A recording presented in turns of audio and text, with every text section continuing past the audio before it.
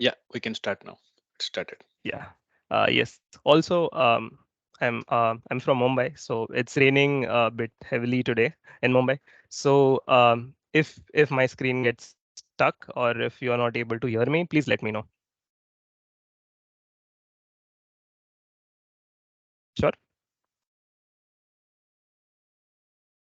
So yeah. Can you hear me? Yes. Yes. Yes, we can. Okay. So yeah. So hello everyone. Welcome to Power Platform Classmates 2023. Um, my session today is going to be about generating code documents in project operations by clicking a ribbon button using Power Automate. So before we start with the session, let me first introduce you to myself. I am Vidit Gholam. I am a Dynamics 365 CRM consultant working with CloudFront Technologies Private Limited, India, Mumbai. I am a Microsoft certified trainer and a Microsoft certified Power Platform solution architect expert. So let's begin with the session now. First, let's see what the learning objective of today's session will be. We'll be briefly focusing on the Power Automate flow. We'll see how to trigger the Power Automate flow from a ribbon button. We'll see how to use word templates in Power Automate, and we'll see how we can create SharePoint document library locations related to CRM entities. I will also give you an overview on the functional understanding of project operations, how quotation works in project operations. Let's move to the topics that will be covered or the agenda of today's session. Under Power Automate, as I mentioned earlier, you will be seeing how we can trigger a Power Automate flow by clicking a button. We'll be creating Word documents through a Power Automate flow using Word templates. A major highlight would be dynamically populating data in tables in a Word document, generating separate documents for fixed price, time, and material, or both uh, type of quote lines. I'll also show you how to handle errors in Power Automate. With respect to SharePoint, we'll see how we can generate document locations related to entities, CRM entities using Power Automate, and how we can store the Word documents which are generated into these document locations. So let's see our use case or our process flow. So we begin with project operations first. We start with creating a quote in project operations. This quote can be a fixed fee or a fixed price type of a quote or a time and material type of a quote or both. Once the quote is set in project operations, we then move to generate a quotation, a Word document of that quote, which we will be sending to a customer or a manager to review. How we are going to do that? We have a button on the quote form, which is called a generate document. When the user clicks on that button, it triggers a JavaScript code. That JavaScript code then triggers a Power Automate flow. Our Power Automate flow will then process the Word document and generate a Word document based on the input provided within the code. This Word document will then be stored into a SharePoint. And once the entire process is completed, the user will see a pop-up which will have a link to the Word document that we have generated. So let's begin with creating codes in project operations and understanding how we create a code in project operations. So I will take you to my project operations screen. Do let me know once you can see it. Yes. Yeah. So before we create a code or we begin with creating codes in project operations, I will like to give you a short idea on what we need to configure uh, in project operations before we begin creating codes. So I will go in the settings area under parameters.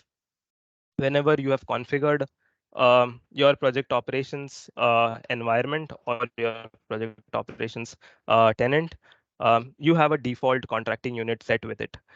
You can either choose to rename that default contracting unit as I have done here, or you can create a new contracting unit and assign a currency and a cost price list to it. I have a few transaction categories created within my project operations. These transactions categories will be related to expense categories, time entries, and other transactions happening within the system. I have a few expense categories. For example, airline expense, and as I spoke about earlier, uh, the transaction category airline expense is associated with this expense category. Um, let's go to the project area. In the project area, under roles, I have four roles which I have configured. Roles are basically bookable resource categories. In technical terms, a functional consultant, a project manager, a solution architect, and a technical consultant. Let's go to our sales area now. In the sales area, under price lists, I have two price lists, a sales price list and a cost price list. I have already opened those price lists over here. This is my sales price list. It has a start date and an end date and a currency associated with it. I have defined the role prices for the roles which I just showed you. A functional consultant costs $250 per hour. Similarly for the other roles. Um, Similarly, I have my cost price lists as well. This cost price list is related to my contracting unit. In my cost price list, I have assigned the functional consultant price for the functional consultant. This is the cost price which I am paying the consultant, and the other prices for the role as well. So now let's just begin with creating a quote in project operations. So I will go to the lead. You can either create a quote from a lead or you can create a quote directly from an opportunity. I have a sample lead in place right now, which the topic for this lead is project operations implementation. All the data is pre-filled already. Um, once this is done, you need to qualify your lead. Before qualifying, just make sure that the type of the lead is work-based, since this is going to be a project. Um, so I will qualify this lead. By qualifying this lead, it will convert this lead to an opportunity.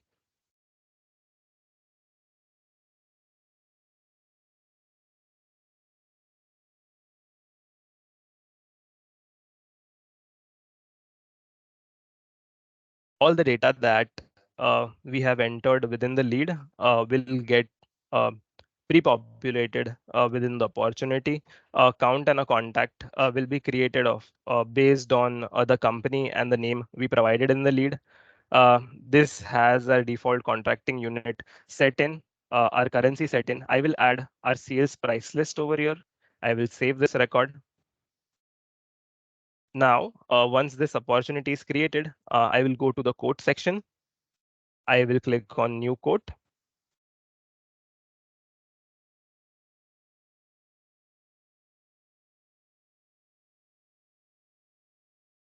And this will create a quote for me within my project operations system.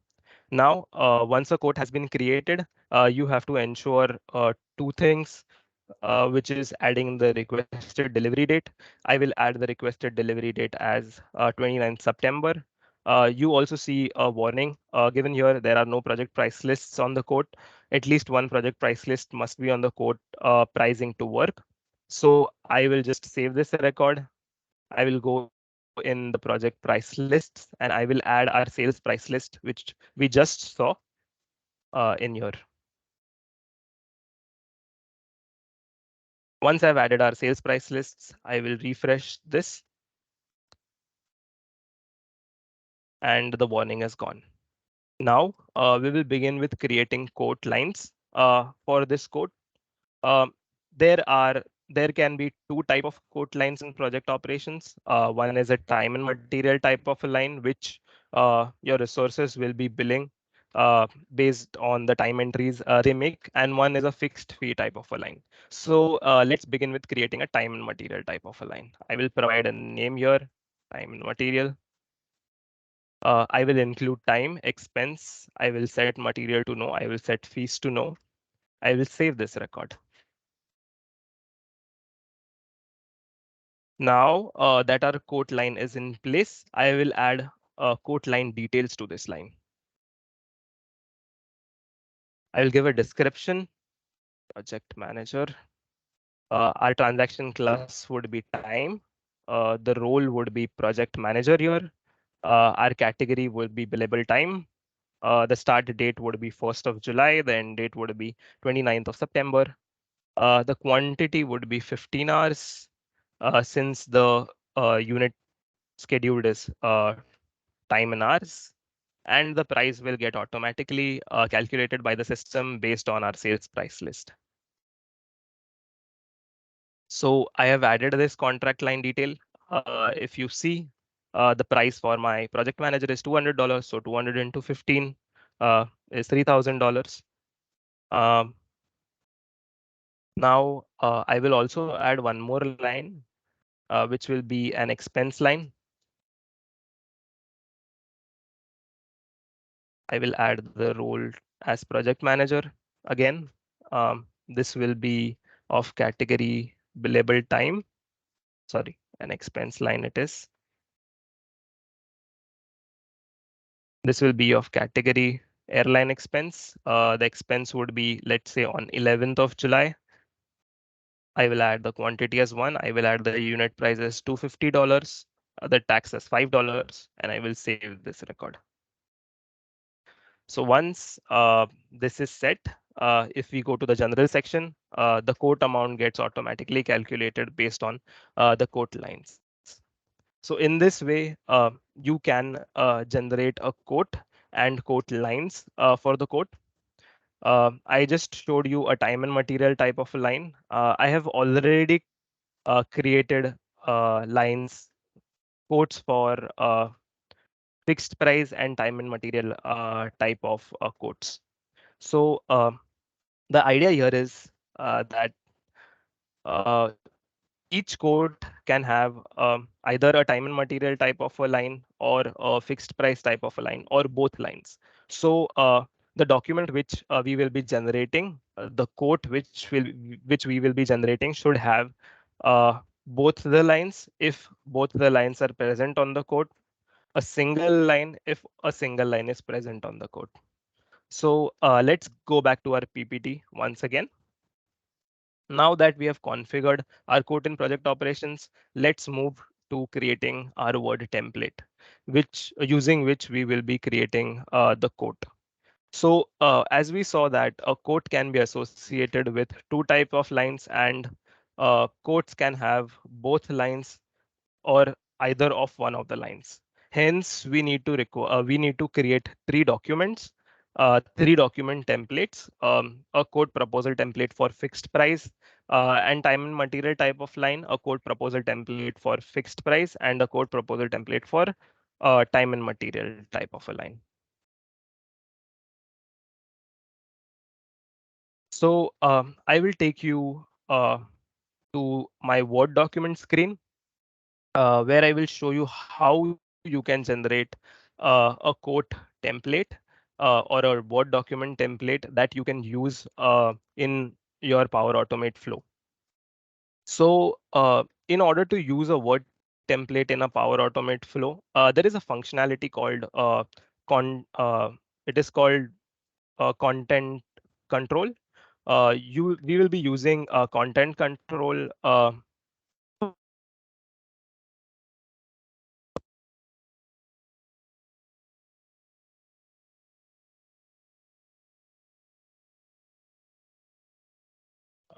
Is there any I disruption? think I think there's a glitch, so let's Yeah, wait a couple of minutes. yeah,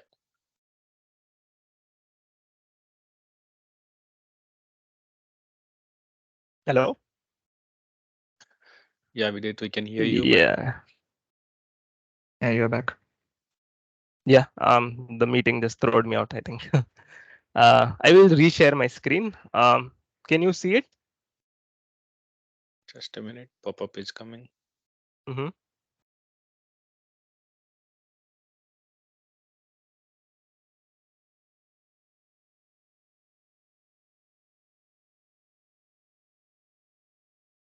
Not yet.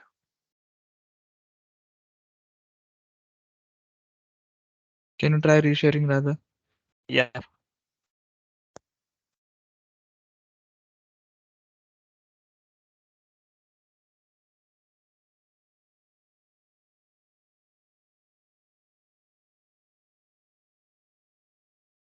can you see my screen now?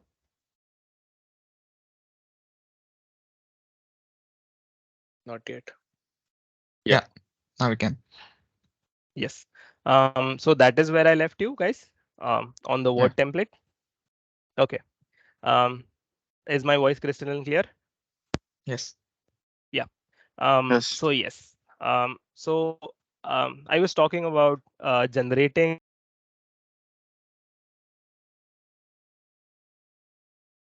He got Again. He disconnected lost. again. Yeah.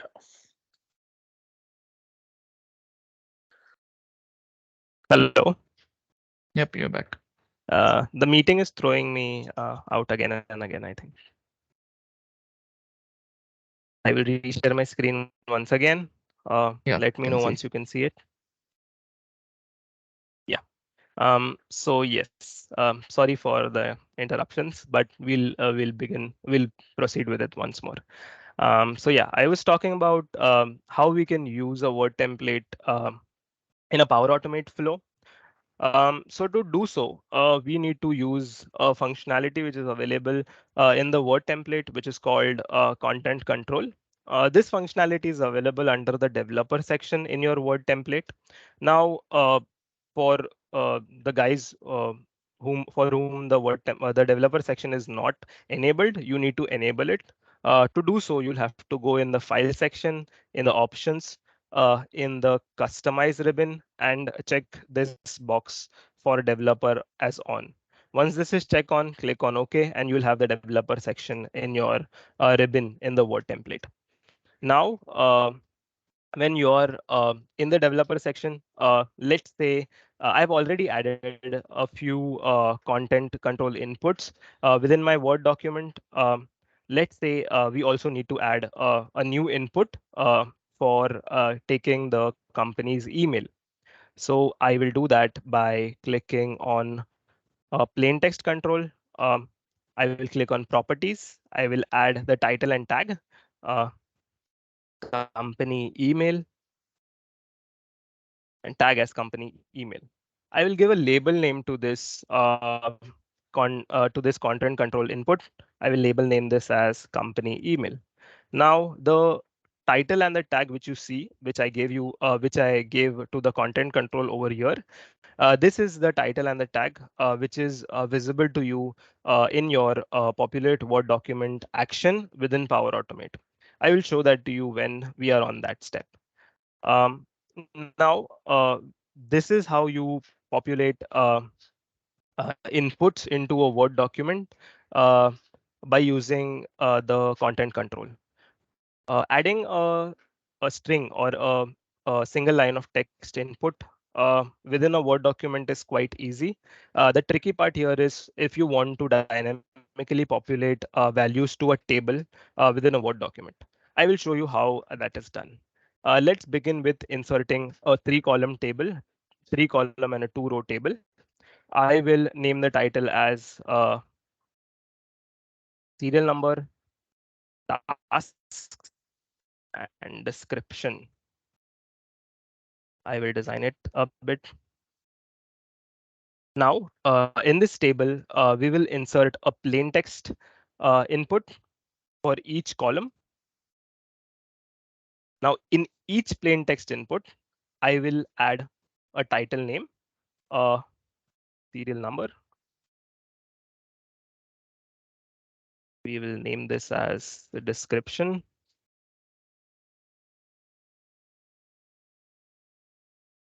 and we will name this one is estimates. Mm.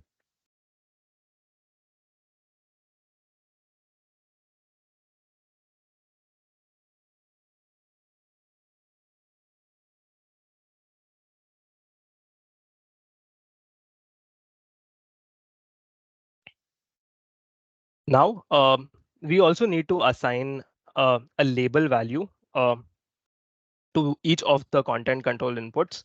So for serial number, I will assign a label value serial number. For description, I will assign, sorry for that, I will assign a label value as description. For quantity, I will assign a label value as quantity.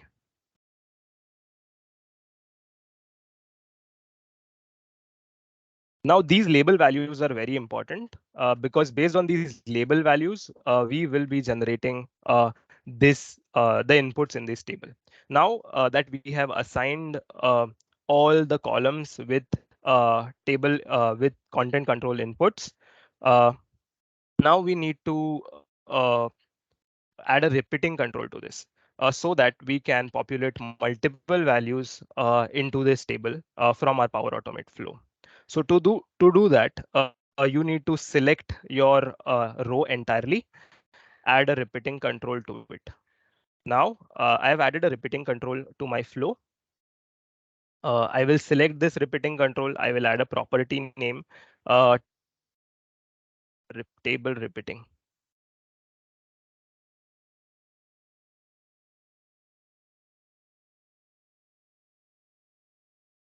Now our table is ready and we can dynamically input values into this table using our Power Automate flow.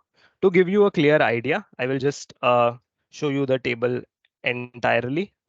Um, I will enlarge it. This is how it looks. It has a repeating control as a superset. Inside that, it has three plain text controls for each of our column values. Let's go back to our PowerPoint presentation. Once this is set, your Power Automate action would look something like this. Now, each of the title names or the tags which we provided will be visible over here. We added the company email tag. That's how it is visible. We added our table. That's how it will be visible. Once you have generated this or once you have created this Word document, you need to put this Word document in your SharePoint to be able to use it within your Power Automate flow. So I will take you to my SharePoint screen. In my SharePoint, I have integrated my SharePoint with my Dynamics 365 environment. That's why I have a document library and folders created for each of my SharePoint entity. So I have added uh, a folder named code template. In this code template, I've added all of my code template for each of the type of code line. If we open uh, these code templates, you can see for a fixed price and a time and material type of a line, I have two tables. One which will show the quote line details for the time and material type of a line and the milestone for the fixed price type of a quote line. Other one is for fixed price. This would show only the milestones since there will be only a single fixed price type of a quote line on the quote.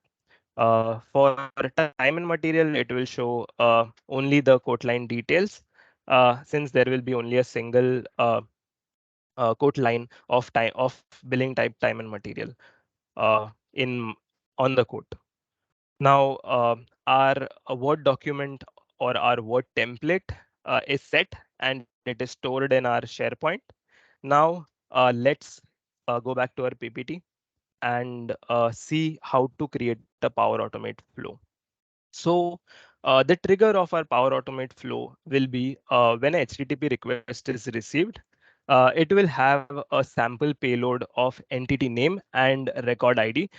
We will be calling this request, HTTP request, via a JavaScript. So let's go to our Power Automate flow and see the implementation of that Power Automate flow.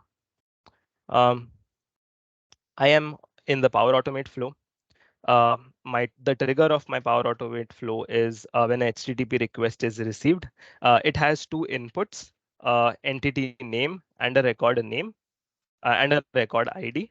I have defined a compose variable which says quote parent document location. This stores the document location ID of for which is created for the quote entity. We will talk about it more in this session later on. I have defined a few variables in this Power Automate flow. We will be taking a look at these variables as and when I will be explaining the steps which are using these variables. So let's first begin with our Dataverse actions, which we are using to get the data to get the quote data from the quote within our Power Automate flow. So first I'm getting the quote details for which this flow has been triggered. The ID, the record ID for the quote I'm getting from our HTTP request as we are passing the record ID through the JavaScript to the HTTP request. Now I'm getting the quote line details related to the quote using a fetch XML, a list row action. I'm getting the a milestone if there are any milestones related to the quote for a fixed price type of a quote line using a list row action. I'm getting the currency value which is there on the quote. The compose which we defined earlier, uh, which holds the parent document location ID for the quote. We are getting the parent document location for that quote, and we are checking if there are any related document locations related to the quote. Uh, so this is the data which we are getting from our Dataverse connectors. I will quickly show you the filter queries, the fetch XML queries for each of the inputs. I will take you to my fetch XML query screen. For the quote line, as you can see, we are getting all the quote line details which we have created for the quote against in the quote line.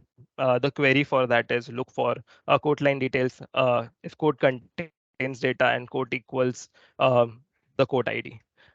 For milestones, again, you can see we have listed all of the milestones which we have created within the quote line.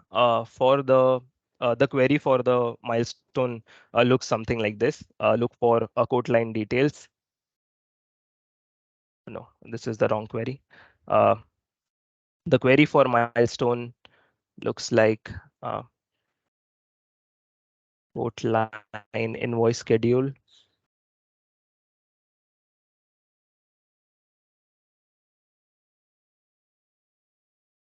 Yeah, the query for milestones is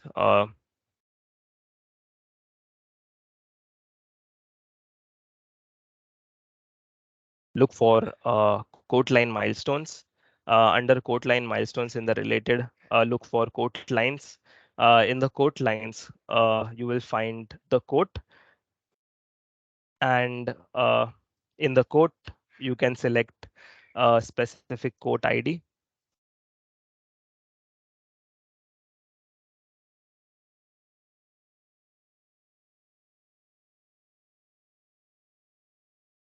And this would give you the milestones related to that specific quote, if there are any milestones. For the document location, you simply need to look for document location, and it is a pre-generated query. You will find all the document location records which are present within the system. I will talk about it more further on in the session. Going back to our PowerPoint present to our Power Automate flow. Once we have all the uh, details from the code, we check if this code has an opportunity present in it. Why we need to look for an opportunity?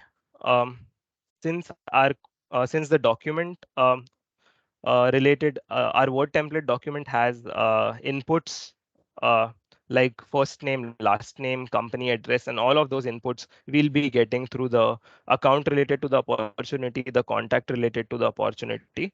So I have defined variables for each of the input, a variable for first name, a variable for last name, a variable for company address, and so on. If the opportunity is not present on the code, um, I look for if there is any potential customer present, because it might happen that code might not be related to an opportunity. So in that case, I'm just giving an input. Please enter data not available. Since this is a Word document, it is supposed to be edited and or reviewed. And while editing, people can or people can add data to the values which were not pre-populated by our flow.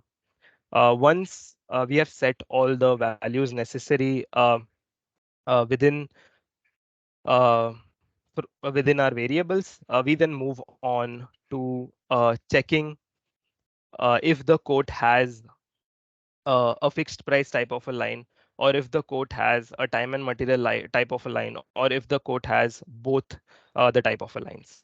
So I've created a short mechanism here which will help us identify if the quote has a fixed price type of a line or both time and material and fixed price type of a line. For that, I have defined two Boolean variables, which I will show you. There is a Boolean variable fixed price variable. There is a Boolean variable time and material variable. The default values of these variables are false.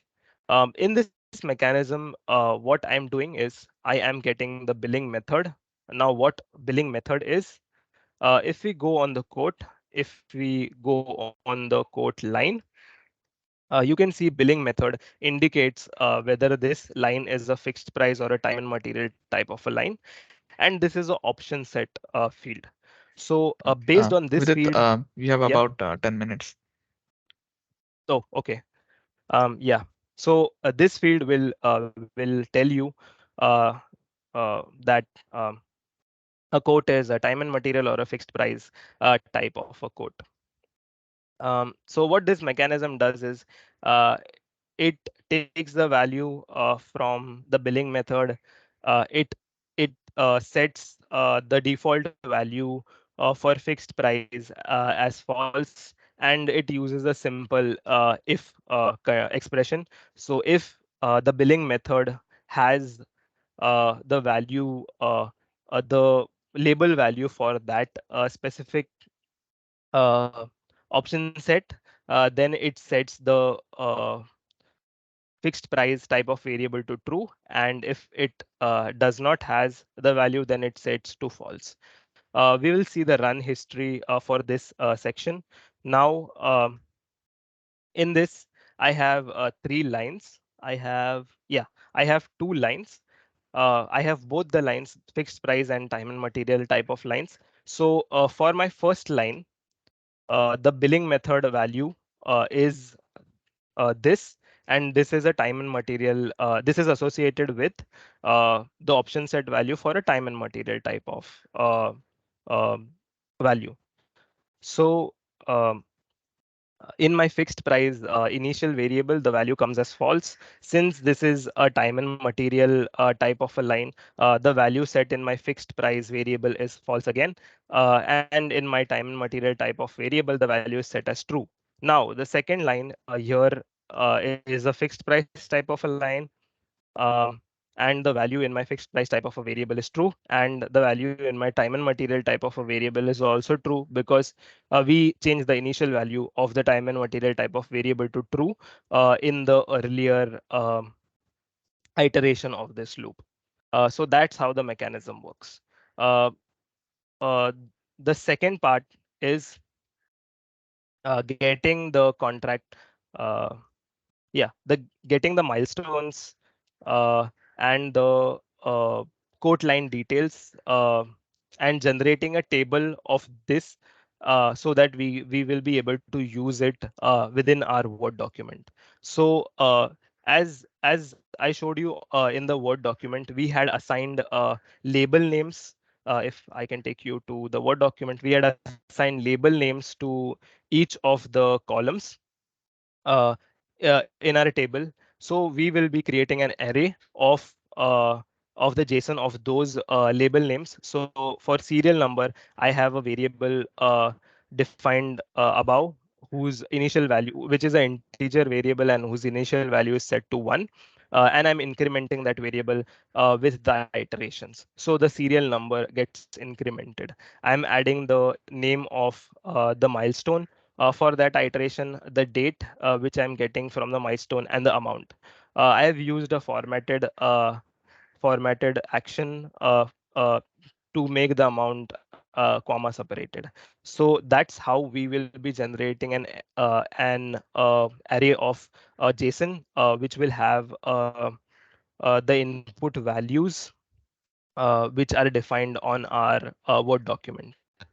Um, Later on in this flow, based on the fixed price and the time and material variables, if both the inputs are true, we will take uh, our Word template which has uh, which accepts fixed price and time and material type of inputs, and we will add the array for the tables which we have generated in the earlier steps in this action. If if it is of fixed price type, we will take the Word template for fixed price. Similarly for time and material. Now, once our folder has been generated, uh, we check if a document location exists related to that quote within the system. So I will take you back to the PowerPoint presentation. We will just go ahead. We saw how to create, how to populate tables within our Power Automate flow. So I will skip this. I have written a blog on this, which would give you detailed information on how we have done this. Uh, so you can scan the QR code on your screen and save that blog. Um, Proceeding to the next slide. So how to identify if a document location exists for a specific entity. So even for that, I have written a blog in detail. You can scan the QR code and I will explain you in short how that's done. So whenever you integrate your SharePoint with your Dynamics 365 instance, a default site location is created within your environment, which is a document location record. Um, Now that document location record is looked has a lookup to a document location record which is entity wide, and this document location record has a lookup to another document location record which is record wide. So I will take you to my Fetch XML screen once again. If you see on this screen where I have taken all the document locations, you can see there is a document location with relative URL named as quote. Uh, and there are document locations which are referring, uh, which has a referential relation with this document location record, uh, which are the records for all the quote records. So if I open With it, this you have document, about yeah. 5 minutes more. You can try speeding up. Yeah, yes, Prish. So if you open this document location record, it will have a link to the default document location record. I will go back to the PPT once again. Again, you can scan the QR code and uh, go through the blog for more details on this specific topic. Now, moving on to the JavaScript code. So since this is the trigger of our flow is a HTTP request, uh, we will be using a JavaScript which is registered on the ribbon button uh, to trigger our flow. So this is our the main class of the JavaScript. uh, I'm getting the entity, the record ID and the entity ID. Um, and I'm calling another function which is called call a flow. Uh, call a flow is just a post request to the URL of our HTTP request, and I also have a function which gives the response back. So that's how we trigger a flow using a JavaScript. Error handling in Power Automate. Now, Microsoft MVP Reza Dorani has a amazing video on it. You can scan the QR code for that as well, and you will find the link to the video. Uh, for this blog, I will show you the error handling which I have done. So I have added a try catch section over here. In the catch section, I have a filter array. It gives me a list of the results from the try section, and it gives me the results of only the failed and timeout actions. I am getting the error message from the failed outputs, and I'm passing the response back to my JavaScript to show an error. Now, how this error looks like, if you see, I have a flow run which has failed. This action has failed. Now, in my filter array, if I show you the outputs, you will see the message which says an exception occurred, and the exception message I'm sending back to my JavaScript. So that's how we have done the error handling in the flow. For the other um, apply to each actions, I've just passed a response which says unable to generate milestone table, or I've just passed a response which says unable to generate code table. So let's just see how this works functionally. Uh, so I will open a quote. Let's say I open this quote. It has two lines, a fixed price and a time and material of a line. I will click on generate document. It starts a process indicator, and it will send a post request to our Power Automate flow.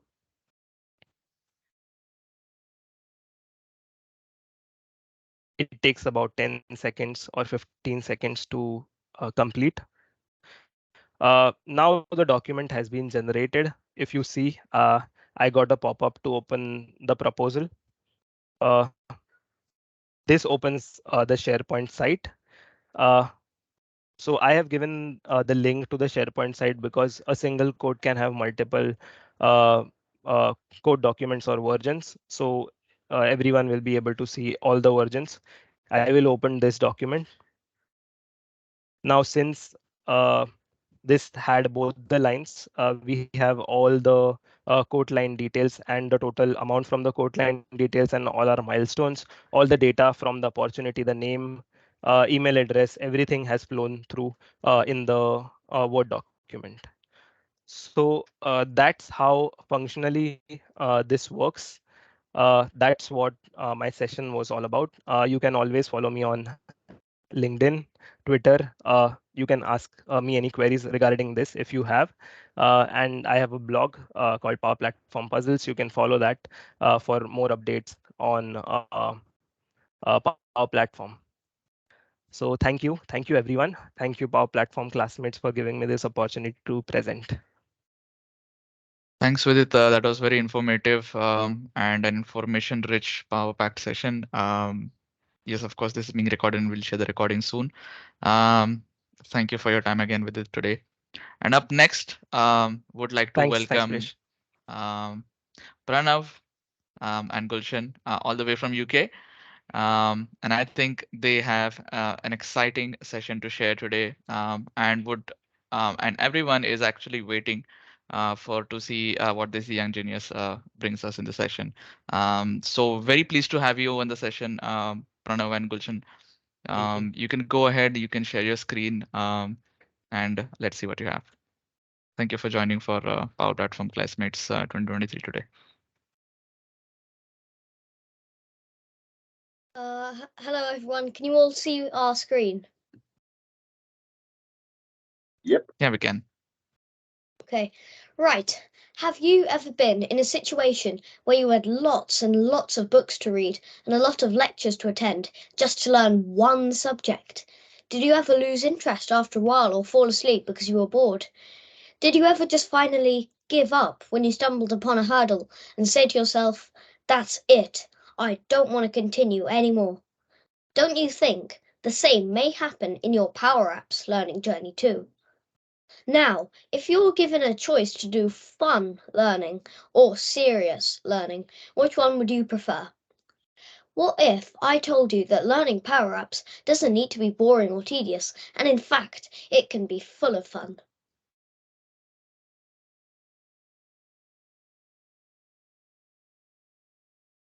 Hi, I'm Pranav Khurana. I'm Power Platform certified at the age of 7, Azure AI certified at the age of 8, AppMaker certified at the age of 9, and a certified fun person since, well, the moment I was born.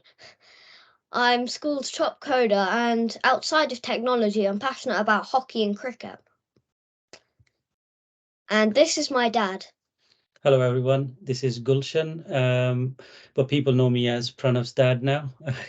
Currently working as lead functional consultant at HCL Tech, and I've got 12 Microsoft certifications, but I'm citizen developer by heart. Moving on. So, our session is not about any specialized Power Platform topic. It is about you, the community, the citizen developers. Now, some of you may have just started your learning. Some of you may have a lot of experience in Power Platform, but some of you may have just started your learning journey, or maybe not started yet, but looking forward to it. That's right. And those questions that Pranav asked earlier, they were not rhetorical questions. In this session today, we'll be answering those questions. So let's get cracking. So let's say I've heard a lot about Power Apps and I'm very interested. I want to get started with Power Apps, but I don't know where to start. What do I do? And I think, yeah, that's the question that's been posed earlier as well in this session by a lot of people in the chat. So I think today, you through our sessions, you'll find the answers. That's what we're going to crack on, right? So getting started, yes. First thing you need to do is you need a work email address to get Power Apps developer plan. And once you have the Power Apps developer plan, you're set to go. But the thing is, how do you do that? Right, so let's share the link in the chat. Could somebody please share the link? So it takes you to the Power App developer plan, takes you to a screen that looks similar to this. Right, so the link would be in the chat soon. So once you get to this link, you just click on Get Started Free, and there you go. So you would need a work email address for this. Now, some of you who may be students or in between jobs, for example, you may not have your work email address. So what do you do in that case? Well, I've got a better answer in that case. In fact, if before signing up to Power Apps developer plan, what you could do is if you could sign up to the Microsoft 365 developer program instead. So what it does is, it's like, think about it. Let's say you own a company and then you want to get started with Microsoft. So this is the first place where you would start, for example, I mean, here in this case, it's a developer program, but otherwise, this is where you would click on join now. It'll ask for a mobile number, so you could send a verification code, etc. So and as I think our colleague earlier mentioned about E5 license, how can get started, what it all involves. So I'm not going to go into too much detail. But those of you who joined us since then, I'll cover it briefly. So Microsoft, this developer program gives you an E5 license, which is an enterprise level license. It gives you access to all sorts of Office apps and business apps within that license. It's a sandbox environment that gets created for 90 days, but it can be renewed or auto-renewed as long as you're active and developing something in it. So as long as you're using it, it will renew it for another 90 days. And we've got it for almost 2 years now, and it's still going on. So yeah, so join Microsoft 365 developer program, which gives you access to all the Office apps, business apps, and also it will let you create, I think, about 25 users, which means you can sort of replicate an Office environment. You can create multiple users, and then you can try your apps using different personas. Sometimes you're an administrator, sometimes you're a user, sometimes you're a manager, things like that. So you can create multiple accounts, multiple users, and then start playing with different personas. Also, once you get this, once you set up users, so that email address that is created for that user, that would be treated as a work email address. And that email address you can then use to put in here and get the Power Apps developer program sign up. The reason is now, even if you sign up for the E5 license, the developer program for Microsoft, you would still get access to Power Apps. Well, what's the difference here? The difference is when you get the Power Apps for developer program, then you can start building the apps, even though they don't originate from the Microsoft Office apps. You could still use Dataverse, you could still use Power Apps for that. So it gives you much more flexibility, much more freedom. Okay, so you signed up to Microsoft Developer Program. You got a user email, well, like a work email address, which you use to sign up for Power Apps Developer Plan. Now, what happens after this? You wonder. Okay, so once it happens, then you are ready to go. So what you do is you go to make.powerapps.com. Yeah, make.powerapps.com, and here you would click on the create button and then maybe start fresh. So you start from blank app and you say, okay, whether you want to create something from a template or blank, say you create this thing, and let's get started. Pranav? Yeah. So So let's what happens call then? it. Yeah. So now we will have to give it a name. Let's call it My First App Demo. Okay, and now we click Create. And that, ladies and gentlemen, leads you to our first challenge for the citizen developers. Okay. Sorry, in fact, second. The first one was, how do I get started? The second one is, okay, you got this access, you got this blank screen. What do you do now? Right? You're staring at this blank screen, right? And thinking, okay, mind freeze, can't think of anything. So that's the writer's block, the second challenge for the citizen developers, right? Staring at the blank screen, needing for a push start. Now, how do we overcome that, Pranav? So the solution to the writer's block is to be inquisitive like a kid, like really, oh, what's this button? What's this property? What does it do? Yeah, to like really be curious, inquisitive like a kid. And then you also need to explore like a kid. So, oh, what's this? I can add this. Oh, interesting. Maybe add a button. You can change the text. Oh, wow, that's cool. You can change the color. Make it interesting. You can even change the font size. And even resize. Yeah, so that's it, basically. You get the idea. So yeah, you play with all the properties on the right hand side, all the buttons, etc., the options that you see on the top. What is it on the left hand side? Oh, look, this is a plus button. What does it do? Okay, it brings another sort of slider here, another pane. what does this do? Date picker. Let's see. Oh, okay. You can pick a date. Okay, maybe I can think of something that involves date, so I can create an app where we could use this. So, for example, here, what is this cylindrical shape? Okay, it talks about adding data. All right, it means I can play with data using my apps. Well, actually, that's what the apps are all about, but yeah. Okay, right. So we can connect to different sources like SharePoint Online, OneDrive for Business, Microsoft Dataverse. So many different data sources that you can connect to using Power Apps. You can add media controls, right? You can add videos, audio files, pictures, images. Yeah.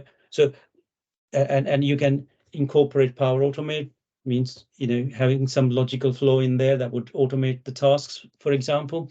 So you start exploring. That will give you some idea as to what you need to do for your first app, right? And I think, Pranav, it's a demo time. Yeah. Okay, right. And I think you can continue from this only. Okay. So let's add a button here. Let's really make it nice and big. There we go. Now, Okay, so you start exploring with the options that are out there. Okay, so that's you need to explore like a kid. So he's got this button, and okay, so you can change the text on the button, right? Okay, what else can you do with the button, right? you can make it bold, you can make it left align, center align, right align, all that. Could you insert any other control, maybe, let's say, for the label on the top? This. Okay, yeah. So again, you can change the font weight, you can make it bold, you can change the color of the text, you can maybe make it orange or something. You can even change the background of the text, black. Okay, let's make it a banner, a header. Okay, let's change that back to.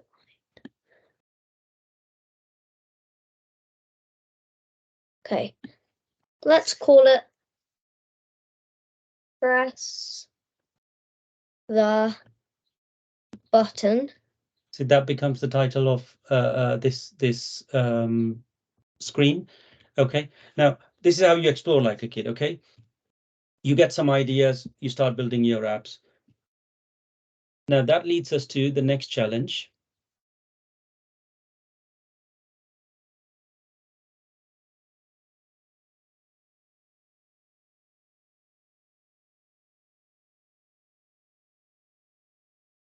Sorry, 1 second. Right, yeah, you get familiar with the buttons, you start exploring, you get some idea. But the thing is, this Power Apps, I've heard that it's for solving complex business problems, and that's to be used by Fortune 500 companies. So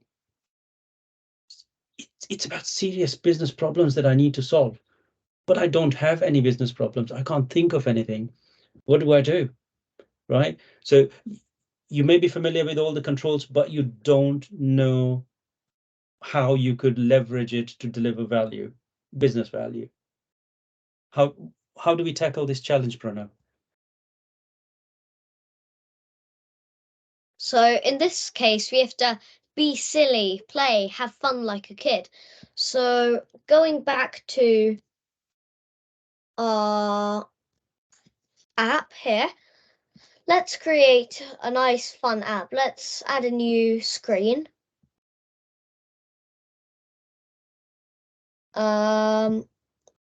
Let's have an icon. Smiley face icon. Let's see. Scroll down. Emojis here. Let's go with this one.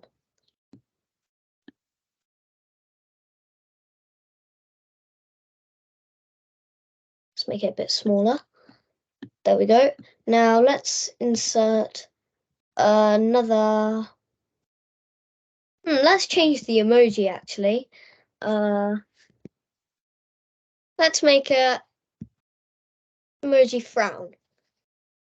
I've just had a different idea. Let's have a button here Make that nice and big as well. Now, let's call it Go Back. Let's make it nicer.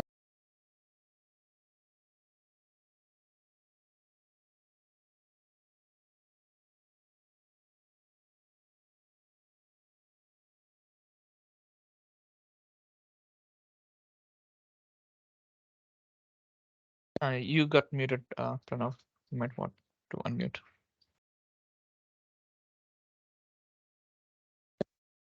Sorry about that. Okay. Can you hear Yeah, us now? yep, yes, Yes. yeah, we can. Yes. Thank you. Okay, so not too sure when I got muted, so I'll just quickly recap this slide. So we've had an emoji icon as well as a go back button, and now let's add another heading. Navigation. Yeah. So let's say you didn't.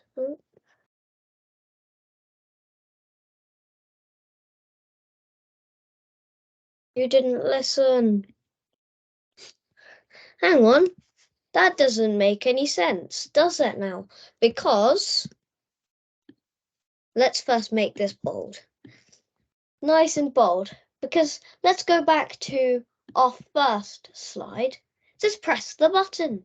Okay, first of all, we have to make this go to the next slide. There's a basic function, navigate, which will take you to a screen that you want. It's called screen 2, and then just close the brackets off. Okay, that doesn't make any sense because it says press the button. How come we didn't listen? Maybe that's how. On the screen too also, I think it leads Yeah. to somewhere. This has to also navigate back to screen 1.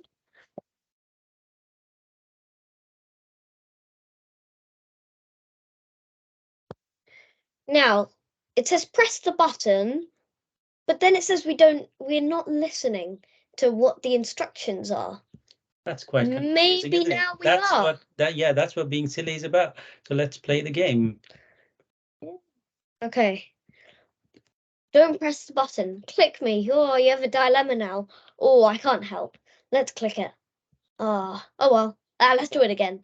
See, so we didn't have a business problem to solve, but we're still having a lot of fun, aren't we?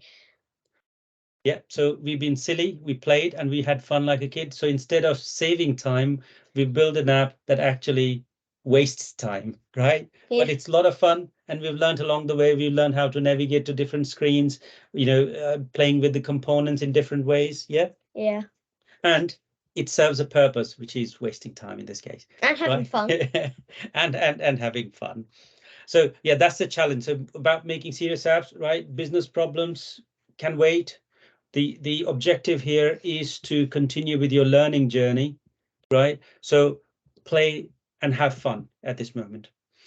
Now, the next solution that we found about this issue where you want to make serious apps but you haven't got anything, I think the other thing you could do is mimic like a kid. Yeah. And I'll give you one example. Pranav is fond of watching his childhood memories on Google Photos app, and that's how actually his journey started. So one day he was, sitting next to me, browsing through his Google Photos, next and back and next and back, and I said, "Well, do you know, Pranav, even you can build this app. Would you like to do that?" And Pranav said, "Yes, please." So that's when I set up this trial environment for him and get him started. And do you know which is the first app that he built? Right. And the first app that he built was this. So it's a very simple app. It has got only 2 screens, right? My loving mom, and what next? And my loving family. You see, just like the time wasting app. So it has only got 2 screens. You can navigate to and fro, different screens. But this one had some purpose. So he literally beat Google Photos here and created his own app with his own photographs. and he was on it all the time. Next, previous, right? Yeah. So he mimicked like a kid. You mimic like a kid. When you look around you, you'll find so many different things. Even the apps that are existing already, you could take inspiration from them. Now, Power Apps also has got its own different apps as templates, so you could try and mimic those as well. The other thing you could do is look online on YouTube. There's so many people making different apps. You can learn from them. For example, Pranav learned from Shane Young's videos. Yeah. Right. So what did you come up with? So could you explain what happened after you made your first app? So after after I made my first app, I was hungry for more, and I really like flags, Right. and geography. So I thought, and I love quiz apps as well. So So what do you think I built? Yeah, this Flags of the World, this card game is Pranav's favorite. He got it as a birthday gift, right? So and by this time, Pranav's been watching Shane Young's YouTube video as well, learning from that. And one of the videos that he came across was about quiz apps. Pranav quite liked it. So we decided to turn this card games, the Flags of the World, into a geography quiz. So this was the next app that he built. Yeah. Would anyone like to play a game? Would you like to participate in this quiz? Let's test your knowledge. Unmute yourself. I'm terrible at flags, so Okay, that's absolutely fine. Yeah. UAE. Okay, UAE. Let's UAE. lock that. Well, you're right. Correct. Afghanistan. No, Afghanistan. Correct. Who said you're terrible at flags? Right, you're doing good. No, that was me. Armenia. Stay quiet. Albania. Right. Albania. Once again. Oh.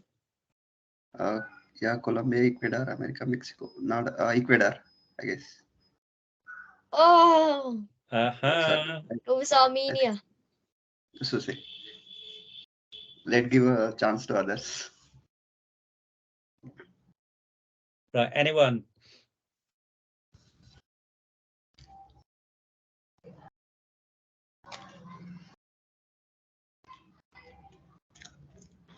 Botswana. Botswana. Botswana. It was So- a guess. 5. Not bad. You see, you may be bad at phone a flags, friend. but you can try again, right? So there's a play again button which takes you to the next screen. So here I took it up one level. So I asked him to add this correct and incorrect screens. So now there are 4 options. One option leads to that right screen. The other 3 options lead to the wrong screen, the red screen. So and again, there is navigation that takes you to the next quiz question. And when you reach the end of it, you can navigate again back to the first quiz. So Pranav learned how to toggle between screens. Yeah. And the navigate option, he that solidified his learning, right? He was very confident in using those components, right? Yeah. Inserting images, he was very confident now. Okay. First it was Google Photos. Now this was the I think flag images. this app was built entirely on navigate function.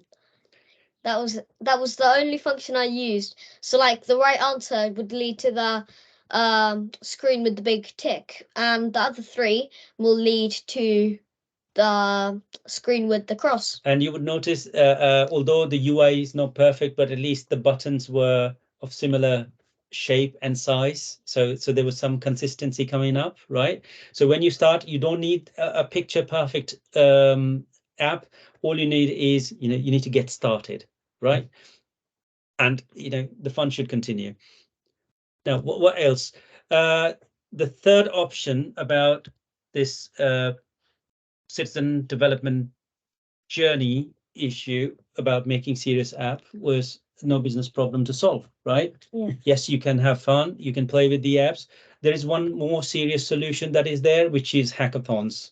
So every now and then there are some hackathons taking place. So if you're on social media, especially on LinkedIn or Twitter, so and if you're well, subscribed to the right channels and connected with right people, you will see there are hackathons happening every now and then. Yeah, based on Power Platform. So what they do is in those hackathons, you're given real world problem scenarios and you solve it as a team using Power Platform. And I think there will be soon the AI challenge hackathon that would be coming up. I think I was watching the video yesterday. April Dunham was announcing that in one of the videos. So I think they'll be coming up with the details very shortly. So that's a great, fun way of making serious business apps that actually help solve some real life business problems. So that gives you a real exposure of how it is like to work as a team, because when you get into these realms, you will always be working as a team, solving business problems together. Yeah, so that's a very good exposure that you can have by participating in hackathons, right? Yeah. So let's move on to the next one.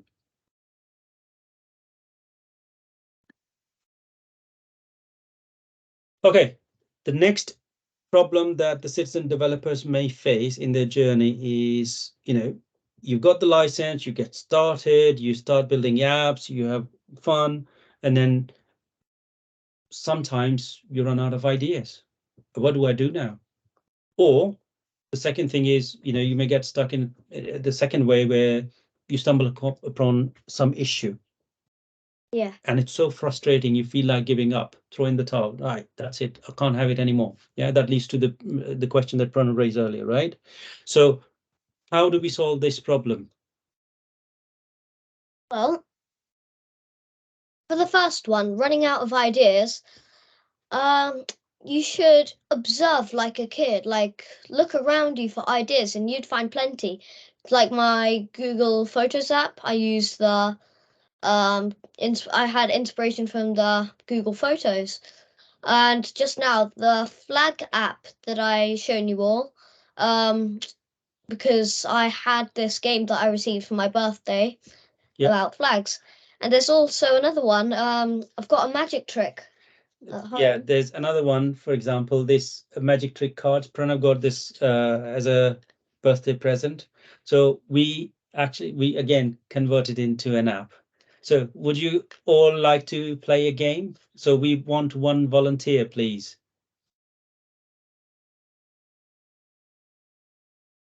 Please unmute yourself and say your name. Hey, this is Amit. I'm there, Pranav. Hi, Also. Amit. Hey. Okay, Amit, let's make you a magician, okay? Okay. Or Pranav, you want to be a magician? Okay. Yeah, Amit would be our test subject. Yeah. Right, Pranav, Okay. the magician. So essentially, this app is, there is one family person who gets to be the magician and then involves the rest of the family in this magic trick, right? So since Pranav is presenting, Pranav will be a magician now. So pay attention to the sound effects this time. Can you hear? Wait, so yeah. So Oh, Yeah, we can hear. I think there's a glitch. Sorry, but let's start again. that was very different audio to what it normally is.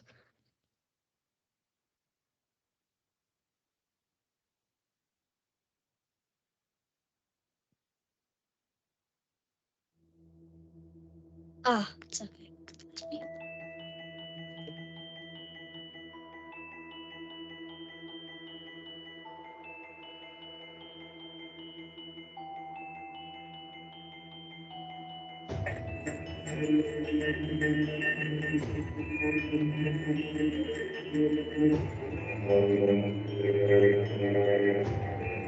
Okay, that was the sound effect. So let's get cracking.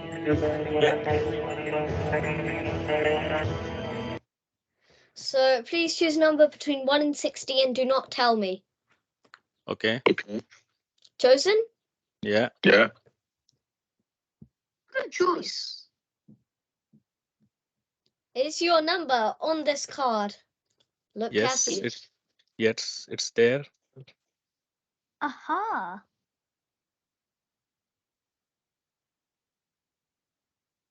On Is this your number card. on this red card? No.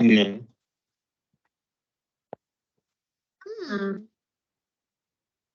Okay. Oh, this one you might want to look a bit more carefully. This one's a bit hard to see, a bit faded. Yes. This number is on this card. It is? Yes. Interesting.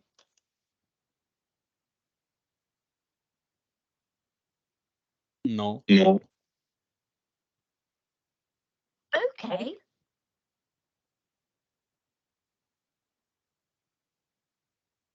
No. Ooh. The last The one. last one. No. Okay, behold. Wow. If you've told me the correct one, then your number shall be revealed. Yes, and I can show you this. I had this 5.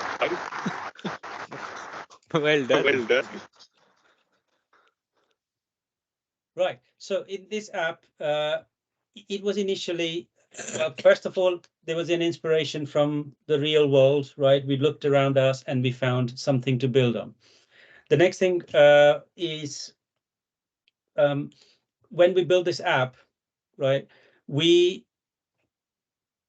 build it just, the cards were there and that's it. You just, click on yes, no, and then that it takes you to the number.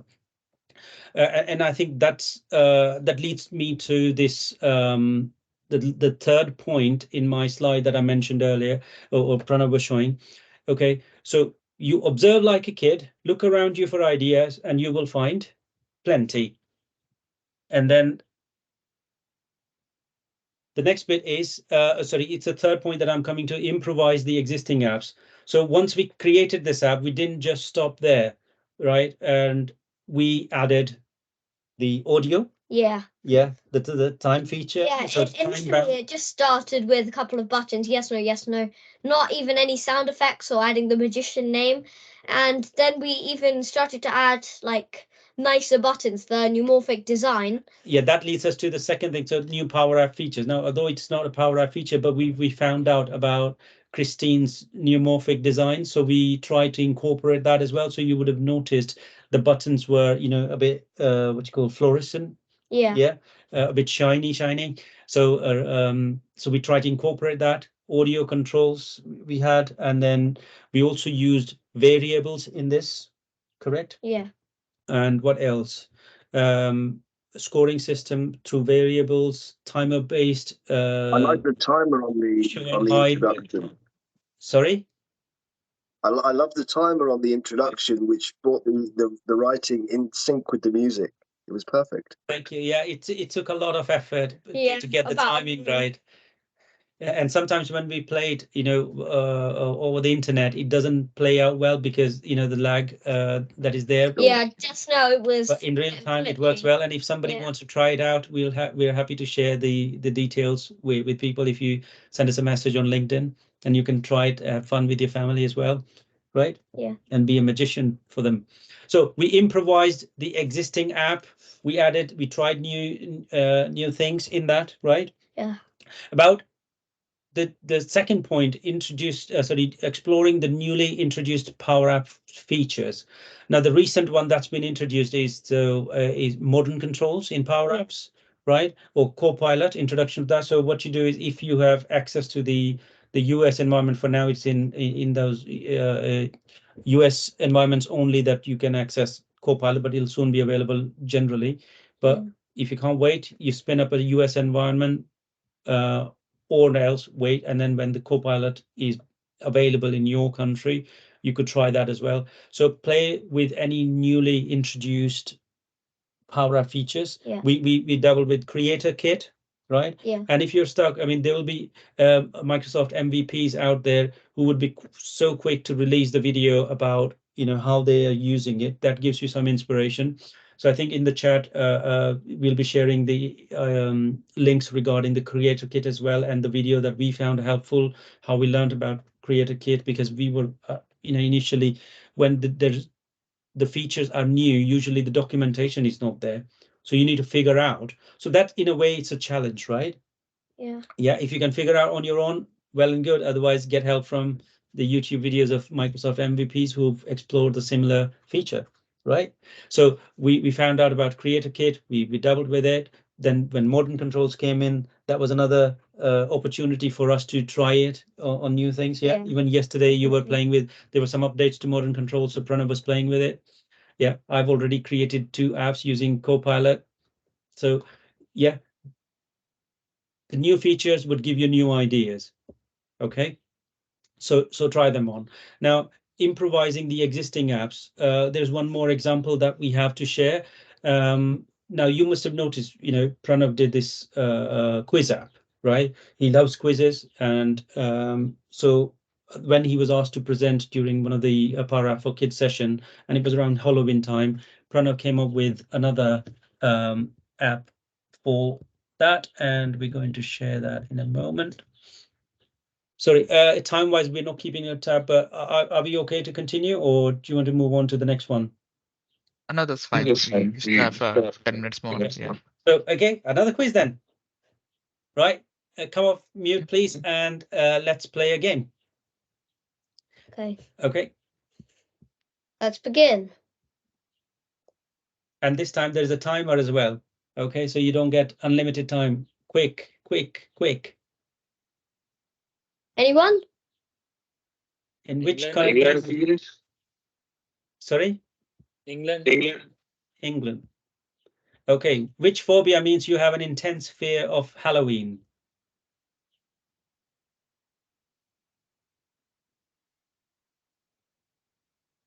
Quick, time's running out.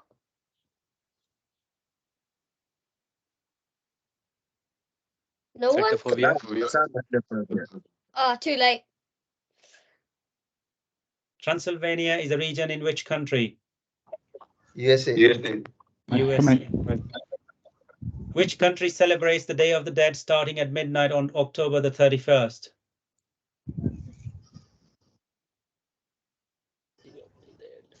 Mexico. Mexico. And now, a very difficult question. I've even Vegetable. forgotten the answer myself. No timer on this one. It's a vegetable. Vegetable? Yeah. 1 out of 5. Oh. Oh well, not bad. Right, so did you notice when you compare it with the Flags app, how the UI has improved drastically? All the buttons are, of good shape.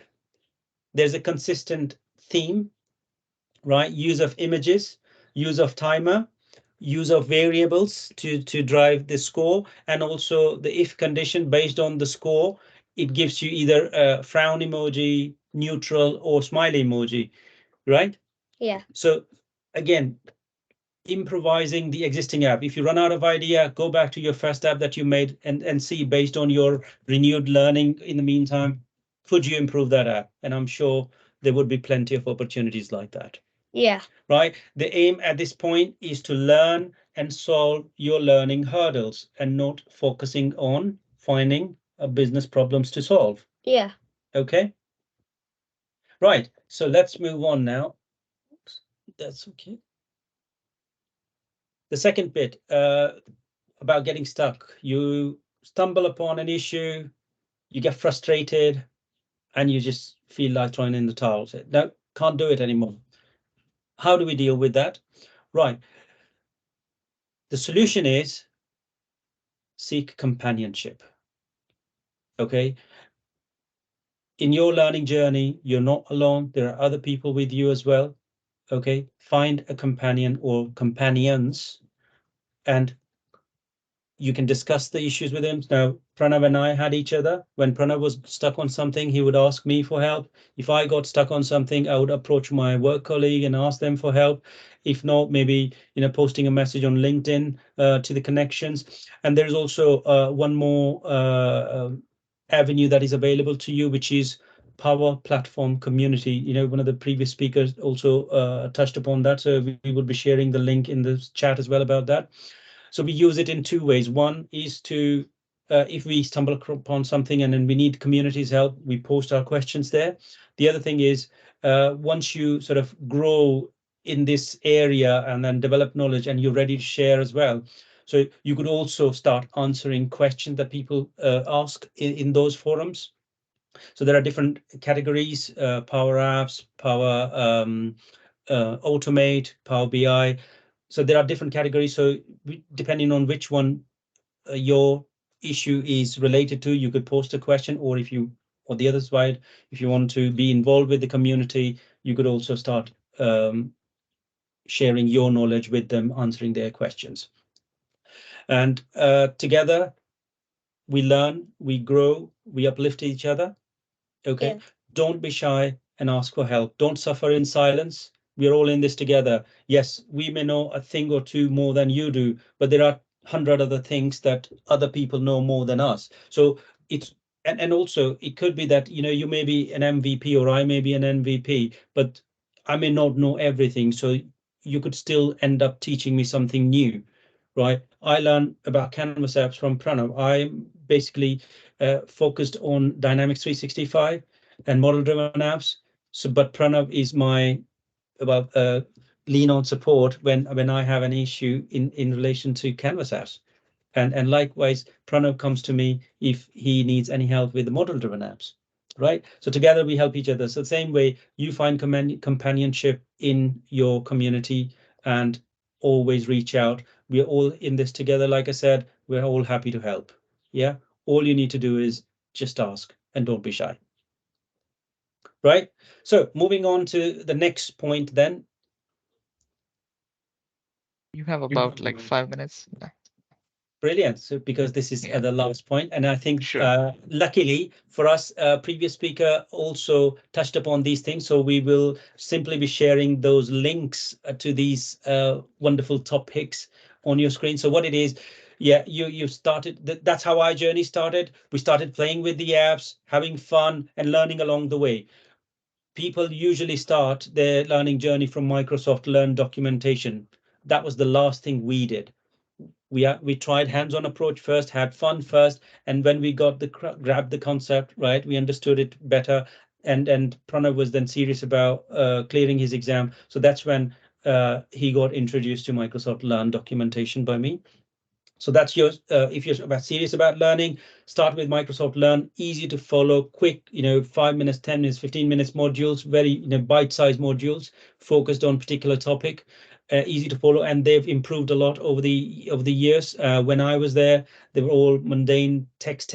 Now they've got videos as well. They've got hands-on labs. Yeah, so it's improved a lot, and it's very interactive these days.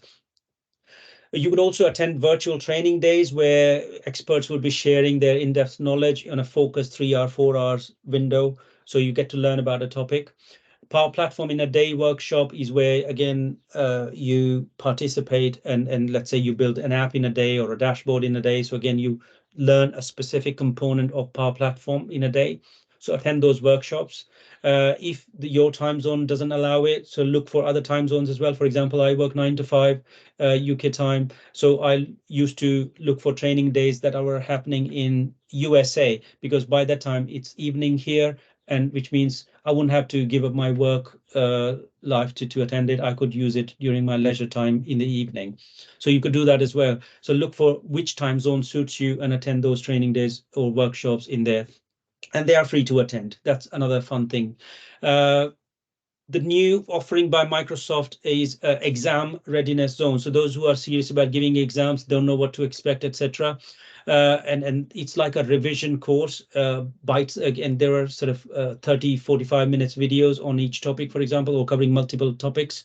So you could go to exam readiness zone. So there are various topics and they are continuously sort of adding new material on there as well about new certifications. So right now for Power Platform, we've got PL 900, 100, 200, and 300 as well on there. So videos, like me, you may be not a reading person, you learn by watching something on the screen. So this is a good resource, exam readiness zone.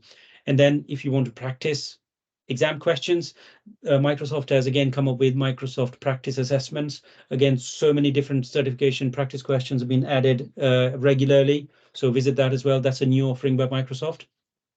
Now, other than the Microsoft ramps, there are also some community initiatives as well. Power Community is one of them. That's how my journey started during lockdown. I used to be a user of Dynamics 365, but I wanted to give exams. I wanted to become a consultant. So that's how when everything went virtual, I started watching these Power Community events. So today we'll be sharing the links to the YouTube channel of Power Community. So what they do is they organize some events based on a focused subject, right? Recently, I attended a Power Community, so an event on power automation in London. But so they've gone in person again, but still there are recordings available on specific topics. Also, Zero to Hero Academy, organized by Victor Dantas, one of the Microsoft MVPs in Canada. He again, I think he will shortly be coming up with another series on Power Pages. So be sure that you visit his website and register for his upcoming series. So what he does is he organizes a series of lectures or sessions, speaker sessions, concentrated on specific subject. Okay, so I think the most recent one was on Power Apps. So these are some of the resources that we've used in our learning journey, and we'll be sharing those links with you in the chat. And we hope that you would also find some some benefit out of these. And that is all about it. So not knowing where to start to actually, working towards certification and beyond. So we've covered all those things, different issues, challenges that you may come across, and how you could overcome those blockers and make your learning journey silky smooth and Fun. fun. Thank you very much. Any feedbacks or Thank you, questions? Pranav. That was a great session, Pranav, Gulshan, both of you. Again, a new direction to think about problem solving.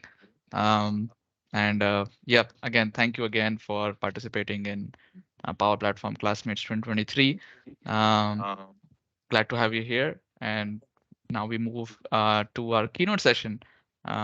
And Pujarani if you is guys have any presenting. questions, please put them in the chat, and we'll try to answer that, or connect with us on LinkedIn, and we'll be happy to help you in any ways we can. Thank you very much for the opportunity, and thanks to our sponsors as well. Right, without them, this event wouldn't happen. And thanks to you, all the community members and the organizers. Thank you for the opportunity. Thank you. Thanks, guys. Thank you. Yeah, bye. Bye. Bye, take care. Thank you. Yes, so I'll let Pujarini take over. Pujarini, you there? Yeah. Oh, sure. Yeah, thank you. Thank Yes. you. Thank you. So before I start, I just wanted to, I'm really amazed to see Pranav's presentation, and, it's great session, Pranav. I just wanted to clap for you. I don't want to Thank say you. you all, yeah, but wow, you are really, really doing amazing job. Keep doing these things.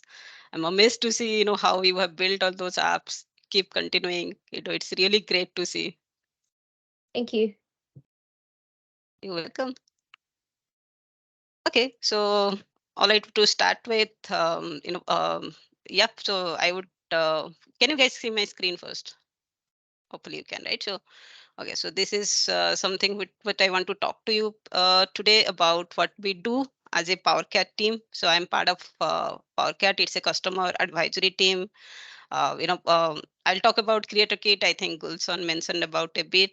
So that is something also we have built it, right? So we kind of, it's about me first. I've kind of, working with Microsoft since a long. I took a break. Again, I came back and then joined Microsoft again. And I also have a kind of written a book called Microsoft Services Example Using .NET Core. You guys can find it in Amazon if you want to read it about and learn about microservices, which is again for the app modernization concept and all is required. So this is my LinkedIn and Twitter. You can follow me. I just keep posted a few things what we release it as part of product, right, from the Power Platform. I'm more towards always there to happy to kind of help any ways required for the community, because when I started my career in long back in 2005 2004, yeah, so that time I think I have learned a lot from the community. So I feel that this is required. We should keep doing this kind of stuff, and I'm really glad you guys are really spending a lot of time over the weekend also to learn. Yep, so that's great, amazing to see all of you. Yep. So this is about our team, what we do. You, if you want more info, you can just go to ak.ms. Who is Powercat? So be a kind of a team, diverse group of technical experts, community managers, program managers, engineers. So we do support our customers. When I say customers, we support mostly high touch customers who have beyond some number of licenses and all. We do also contribute a lot to community, like blogs, PowerCat Live, if you know Phil Toughness, so he's one of my peer.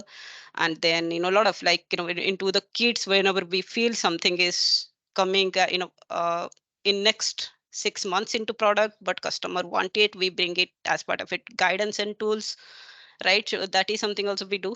This is predominantly what we do as a team. We also do customer advisory, we do guidance and tools, which all those kits part of these tools.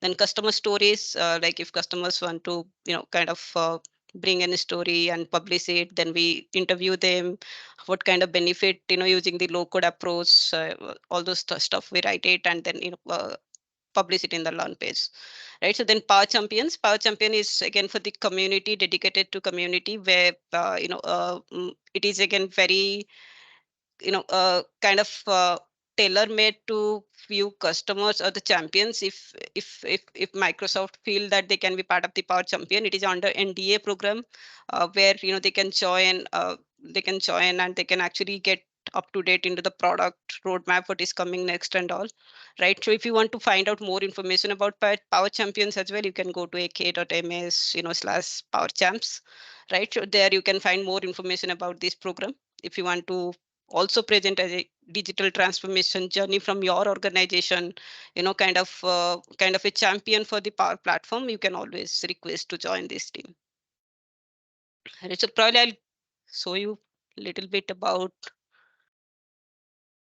this, right? Who is PowerCat? As I said, we have this customer advisory, guidance and tools, customer stories. So all these links are there. You can always go to this link and find more information about it.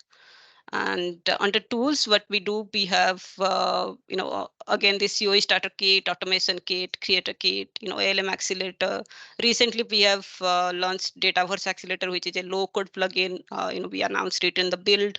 That is also something there. If you want to get any update, product update, you can always go and join our office hours, which we do every month. Every month, first week of every month, you can always go to, based on your which kit you use, you can go there and join it. We give the product update over there. We answer if you have any questions, right? So PowerCat Live is again all about what Phil does, all those videos. And then we have blogs. We have all the blogs, like anything is coming up new into the product and all, right? So that link is also here. Power Platform adoption, maturity model, how do you want to take into your organization, what kind of ROI it can give it to you, what kind of best practices you should follow. So all these are here under this link. You can always go and follow. Power Platform guidance, again, guidance is adoption is more into once you purchase huge license, what kind of stuff you can plan it. That is something is there under the adoption. Guidance is more into anything into best practices, patterns and practices, guidance. So all those stuff are here in the Power Platform guidance. All these links to Microsoft Learn, right? So you can always go and have a look into that. If anything, you can always join community also, where you can go and ask questions. So that's pretty much about what we do. And I'll talk about more on the guidance and tools, because this is the team where I am part of this engineering team. I lead the engineering effort of this team, right? So we do have this COE starter kit where if you install, if you have huge organization, kind of lot of licensing, you want to manage the entire governance and governance, security, compliance aspect, then yeah, this is one of the kit which you can install it. We have close to more than 10,000 tenants have installed this kit, and so what we do, we see some features users are really using, and then it has to be part of product. Then we take that, we see it in the back, kind of how customers are using, which features they're using the most. Then we take it into product, so that we can actually launch it at a scale.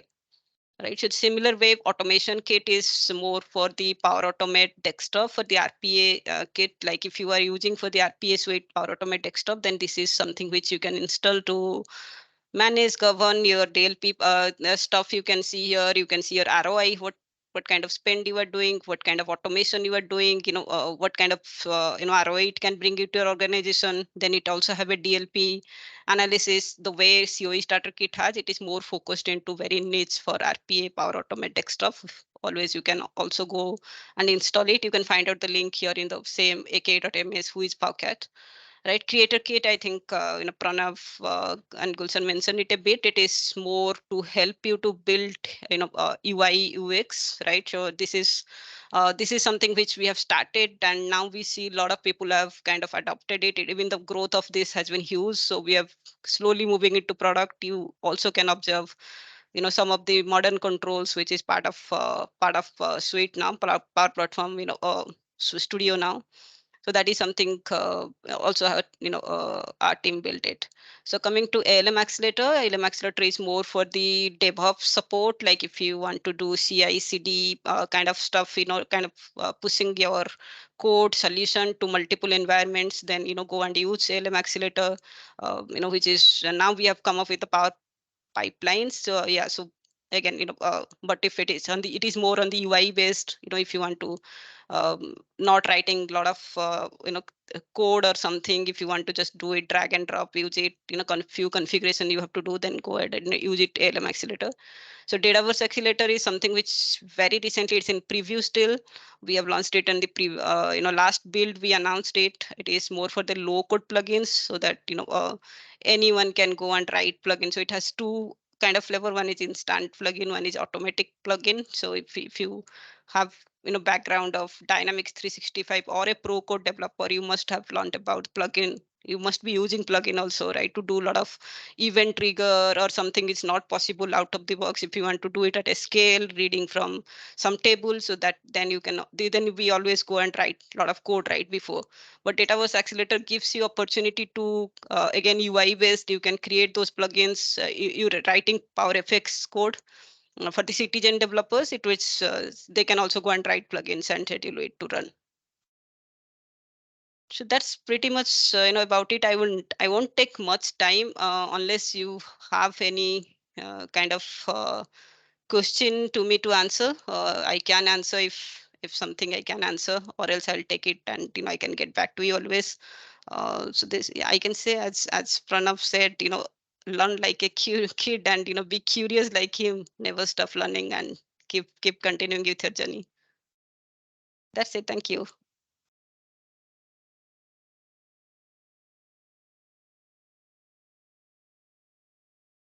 Thanks, Pujarini. Yeah, that was helpful as well. Again, Thank you, that Pujarini. summarizes everything that we are looking for. Is Aro on the call?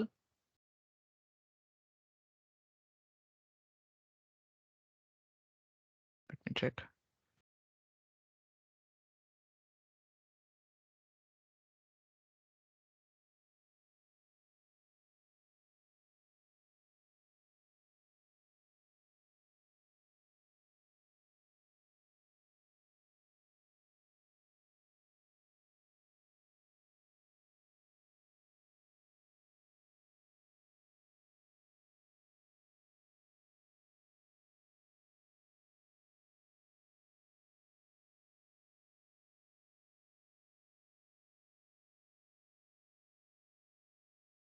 Let's just wait for 1 minute. Just bear with us.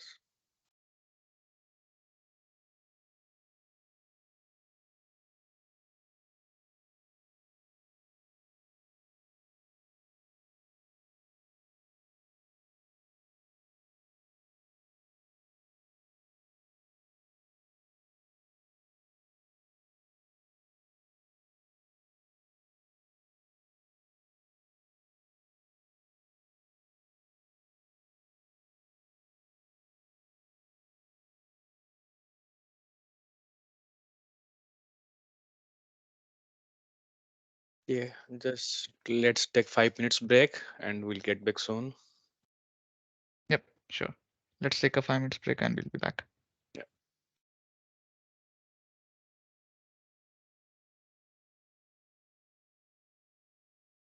And just be ready. Once our break will be ended, we'll start with the quiz. So let's take the break.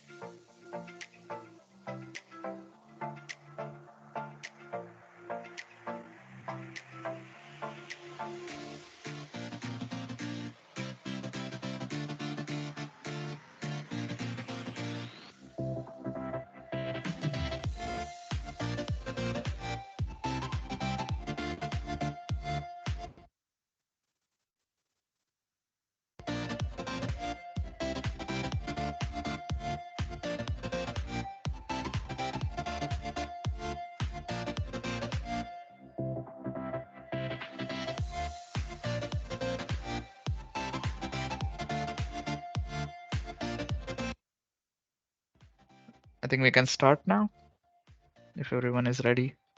Also, please do not leave as winners will be awarded. So stay tuned for the quiz. Once Aro or anyone else is ready, just let me know and I'll you can continue sharing your screen.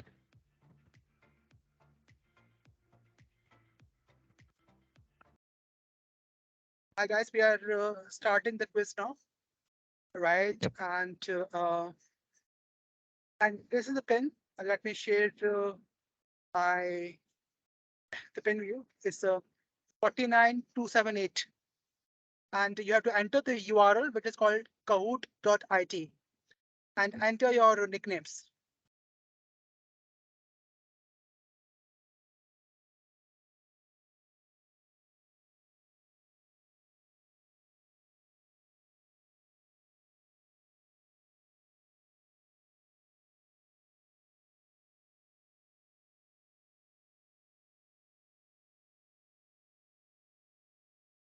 So that is this is a URL. I pasted it. Yeah. Okay, thanks. Also, please enter your correct names. Just using Yeah. abbreviations will not help. It will be difficult to find your name.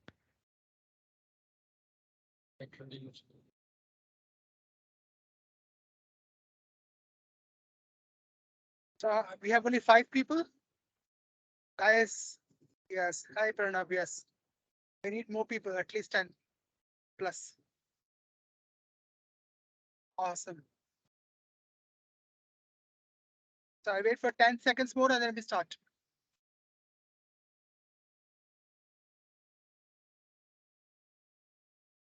Okay. Okay, I'm going to start the session, the first session, maybe get the first module.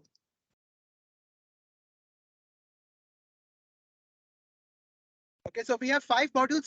This is the first module, and this is the most basic questions, right? Yeah. The Power Platform components which you will use to support customer-facing website for self-support.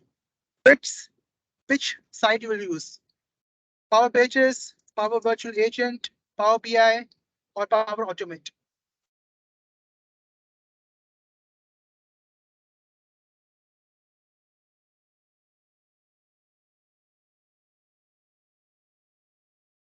Awesome, really good, really good.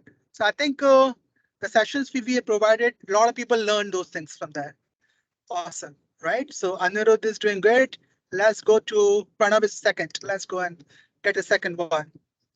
Apps started to identify and simplify the mundane manual entry task.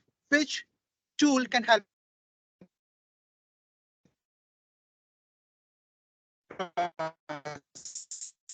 Power Apps, Power Automate, Power BI, or Power Virtual Agents?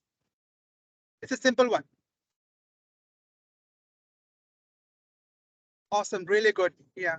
I think these guys, you guys are killing today. Okay, so Anirudh is there. Is there? Bala has come now. Okay, let's go to the next question. Client is concerned if Power Platform can interact with the custom APIs. How we should answer? Custom connectors, Power Platform has 900 connectors, standard connectors, and all above. Which one is most relevant for this question?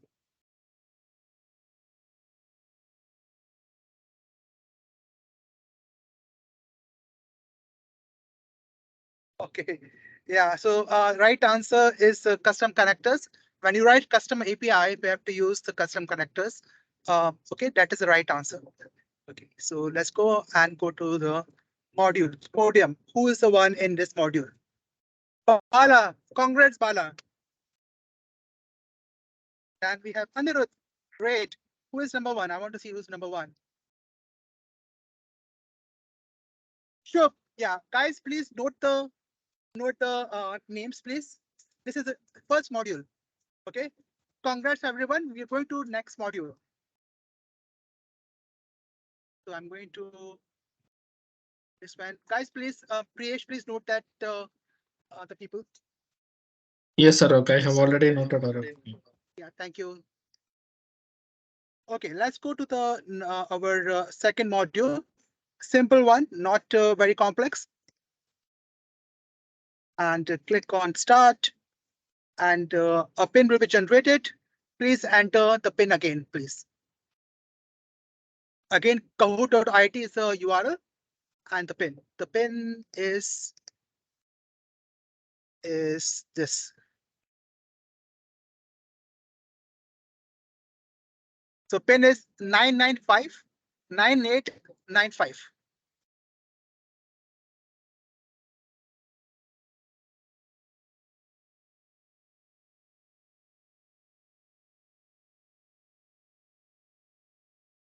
Awesome, awesome, right? Yeah. Shankar is here. Sure, Tinkle. Awesome. Great, great. Okay, let's start the second module.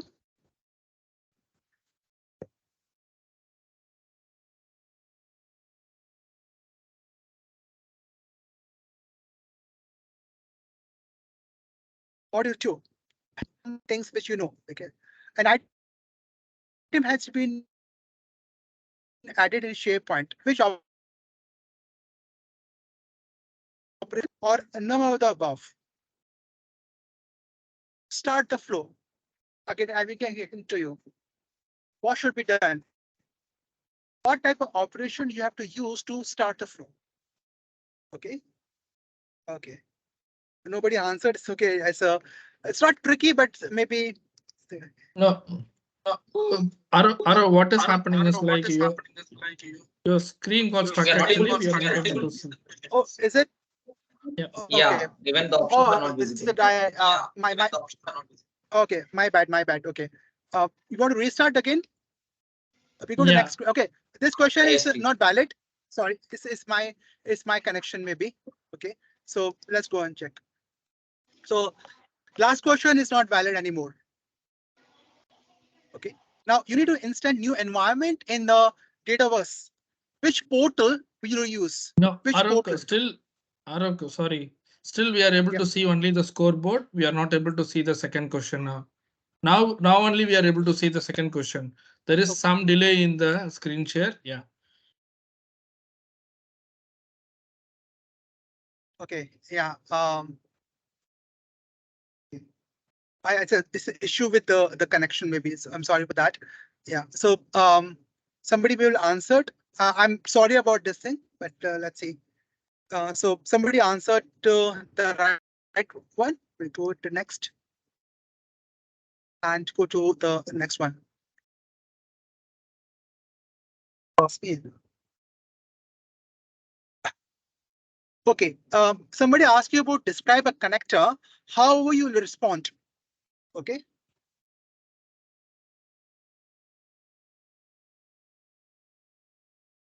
So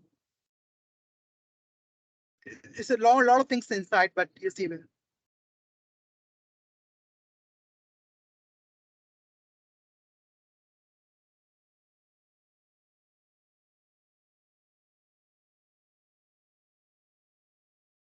Okay, yeah.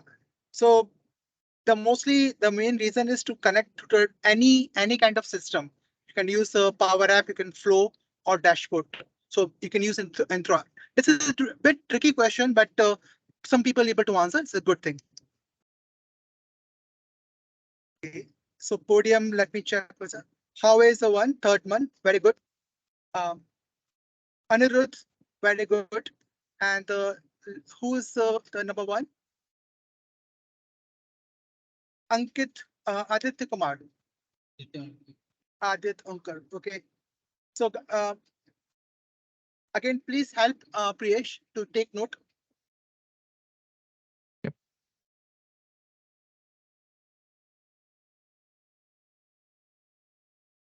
Together.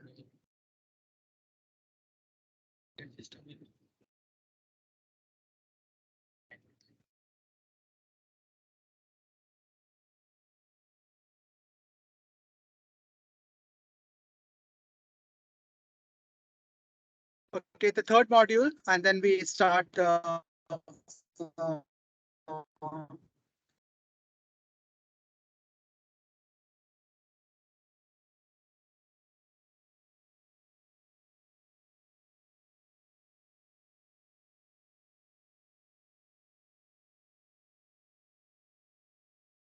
So guys, this is the pin 387195.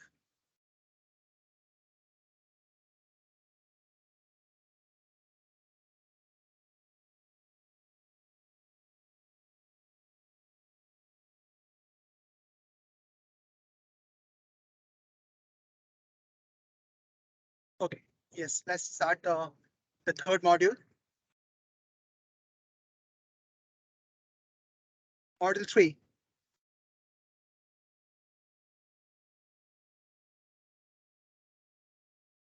If you want to build an app that allows to control complete user experience and design, which type of app you will use? Okay, whether use a Power model-driven app, a portal, a Canvas app, or any apps you can use. Again, full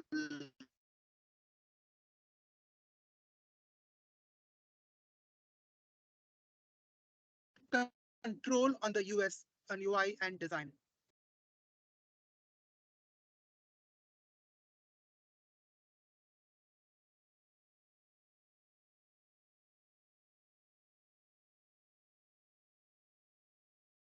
Awesome. This is, I think, very good that we this with Aditya Kumar. Let's go to, sorry, Aditya Ankur. Okay, sales team want to create a mobile app with the backend of SharePoint. Okay. Not able to hear. Okay, sir. Okay. This team need to make with share which app should use to delete rows and which tool should use. So that is a question. I know this was a delay, so we can forfeit this question. Okay.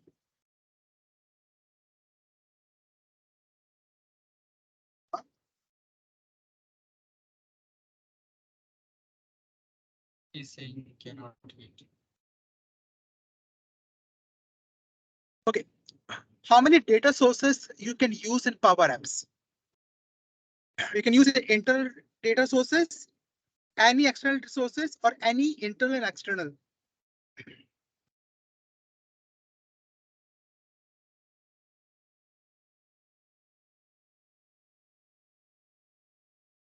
Awesome. So that's the thing. So really good. People have answered the maximum.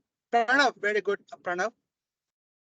And we have Aditya Ankur. And the last one who is in today's module is Anirudh. Awesome, really good. Okay, so really happy.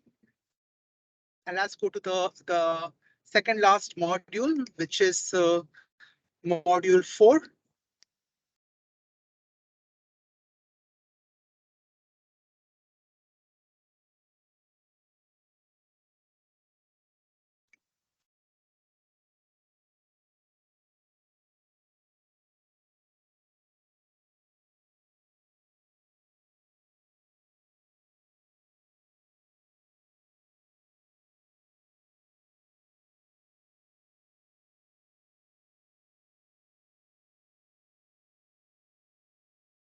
So guys, yeah, I just hold for some time. I got the pin. You just wait for the pin. The pin is 256 36 75. Computer.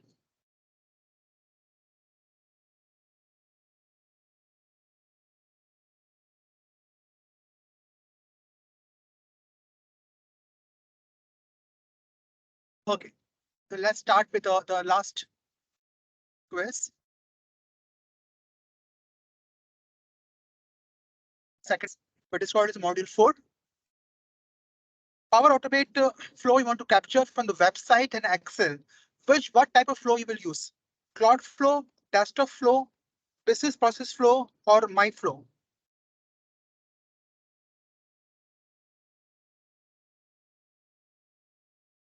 Really good. Excellent. So the next one is Bala and then Shub. Second question will be where you can find flow templates. Where you can find templates. There's no pre-built templates. You can find in the Power Automate Builder website. You can download the template. All of the above. Where you can find the templates.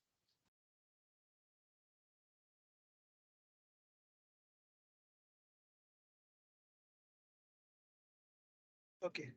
So maximum people answered, which means people know what's happening. And then we have the third quiz and the last quiz. How many data sources can be used in Power Automate? Again, how we can use the data sources in Power Automate?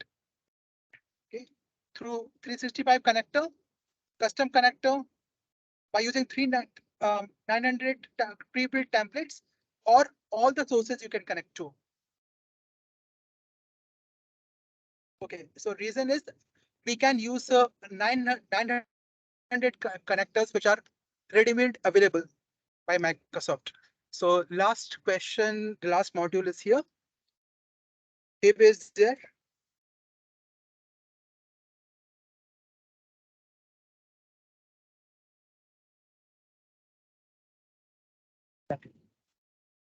Then Shub, Bala, and Vevi. Very good. The last module we're doing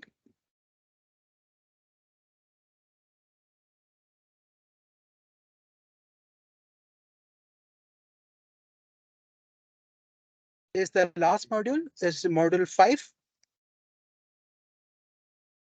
You just get the new pin.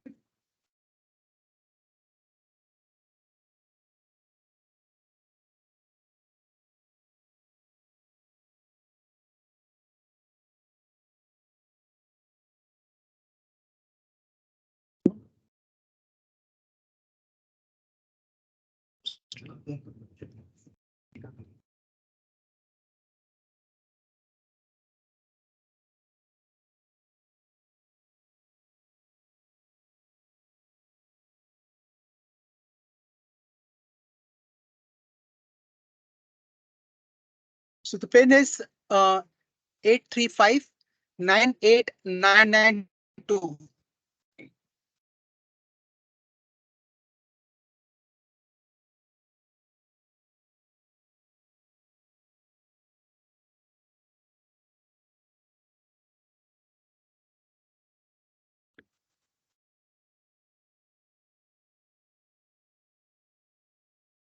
So okay, let's okay. So many people okay today.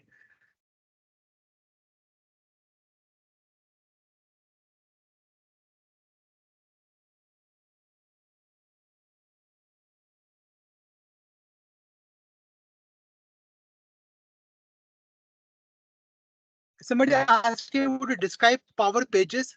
How will can respond? It's a delay a bit. You just check.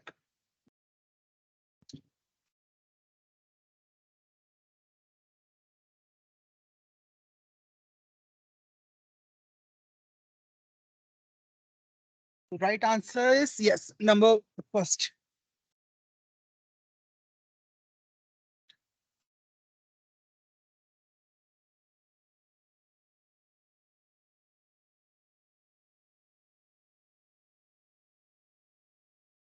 Just 1 second. I just set up something.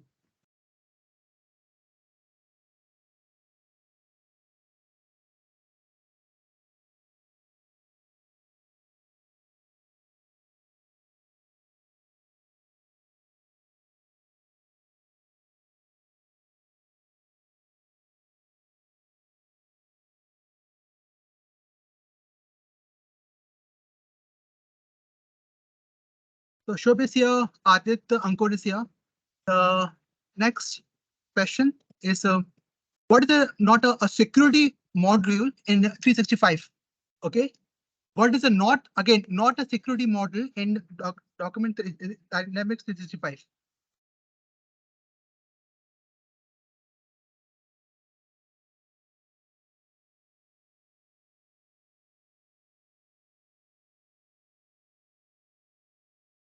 Okay. So user authentication is not a part of that. But it's a tricky question, but the answer is user authentication. 365 does have role-based field security and data encryption, right? So that's the thing. So Shubh did answer. That's good. Now, another question is, if you can see me, is which of the following not a governance principle in D65? Compliance, transparency, auditability, or security? Not a governance principle in D365.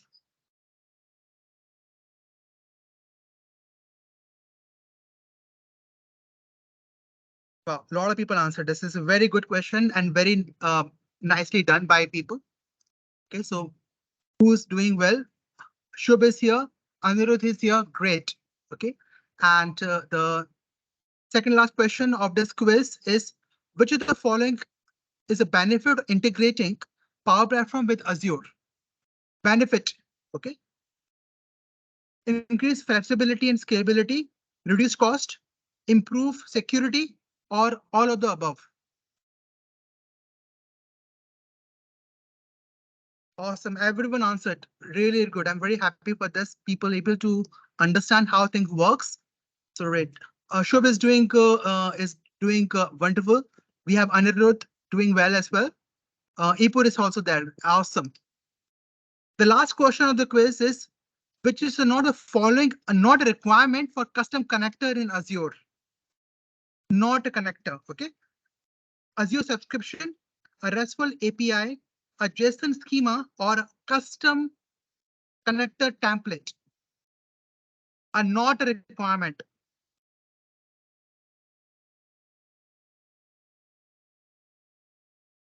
Yeah, the best one is yeah. There's nothing such as called as custom template in Azure, right? Template. Okay, we have template for ARM, but not for custom connector. So that is a good thing. I'm really happy that most of the people answered this question. And I'm sorry for the delay happening, right? So there's some connecting issue. And then Nipur, and who is the number one here? Shub. Awesome. Awesome.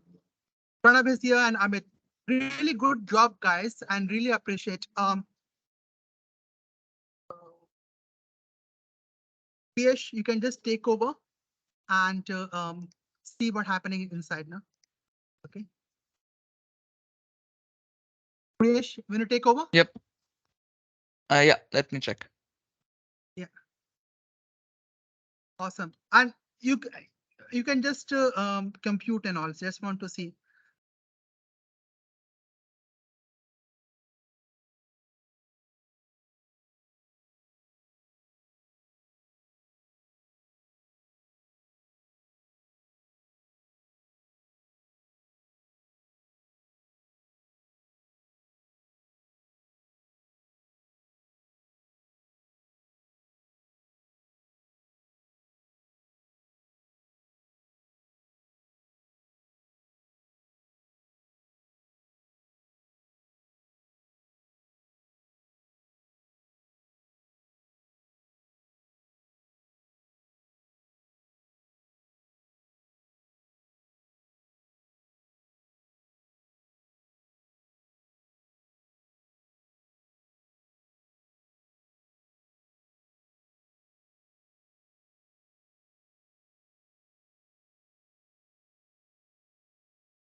Okay, guys, just stay tuned with us.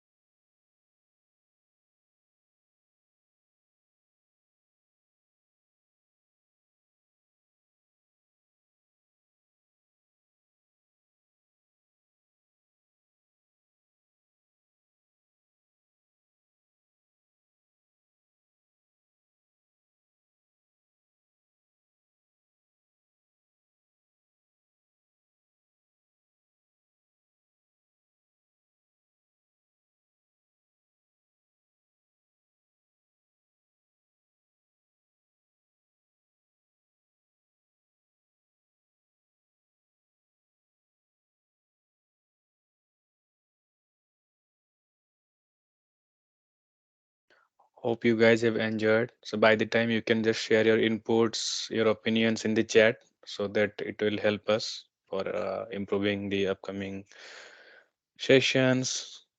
So whatever things you observed, opinions, good thing, bad thing, you can just share.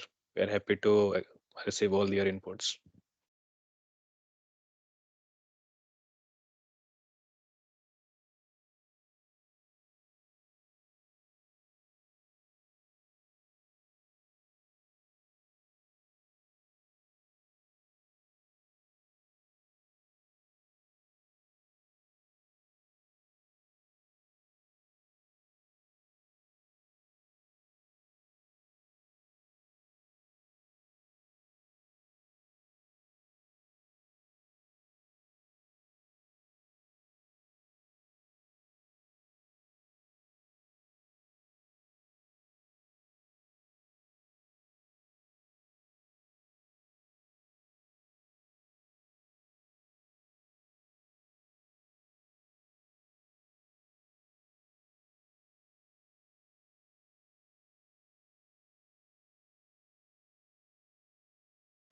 More feedback, please. We are more happy to receive your feedback.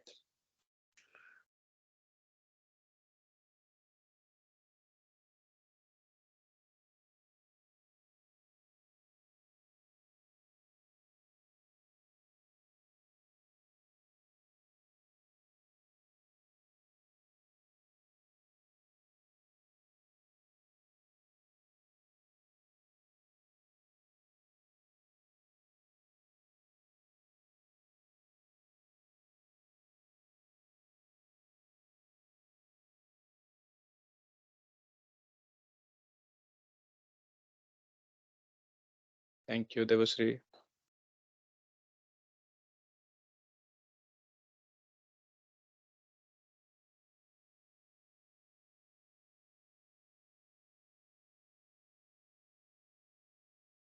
Thank you, Anirudh.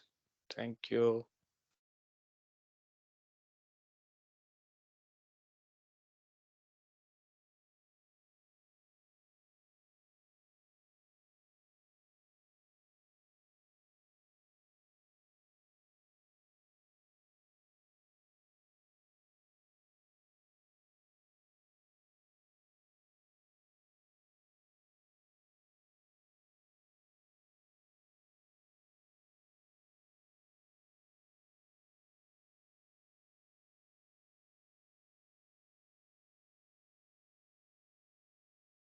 Thank you, Aziz.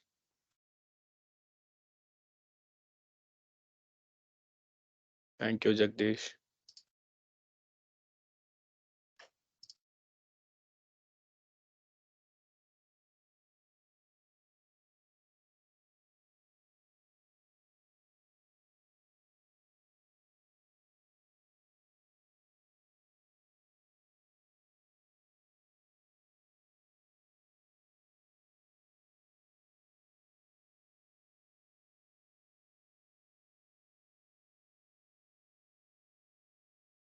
Thank you, Shuv.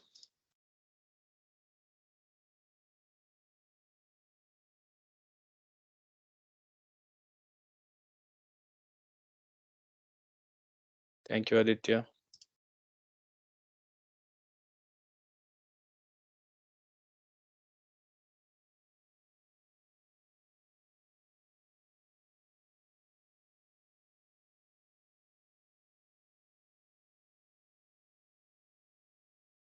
Thank you, Tran. Thank you, Gopalan.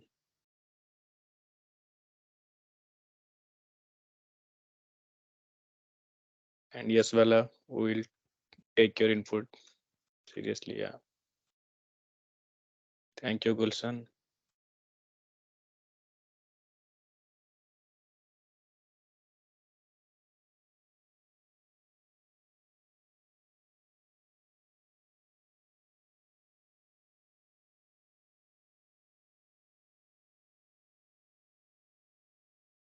Perfect. Perfect.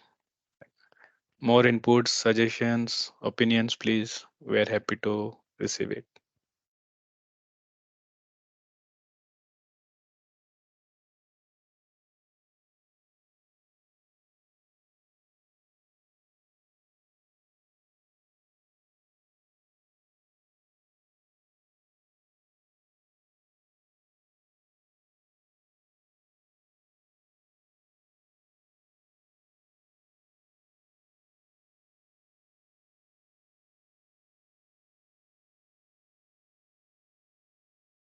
All right. So, yeah, thank you all for waiting.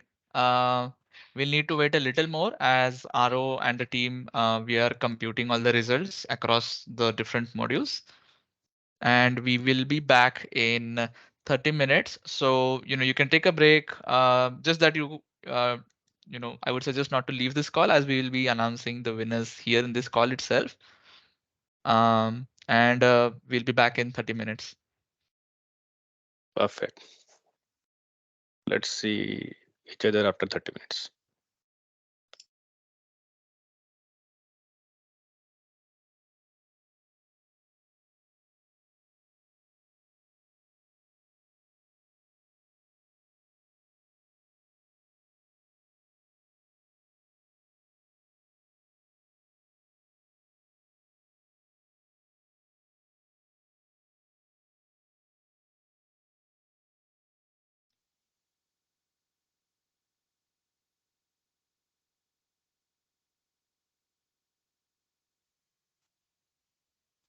Also, can someone help stop the recording as well? Amit, if you're there.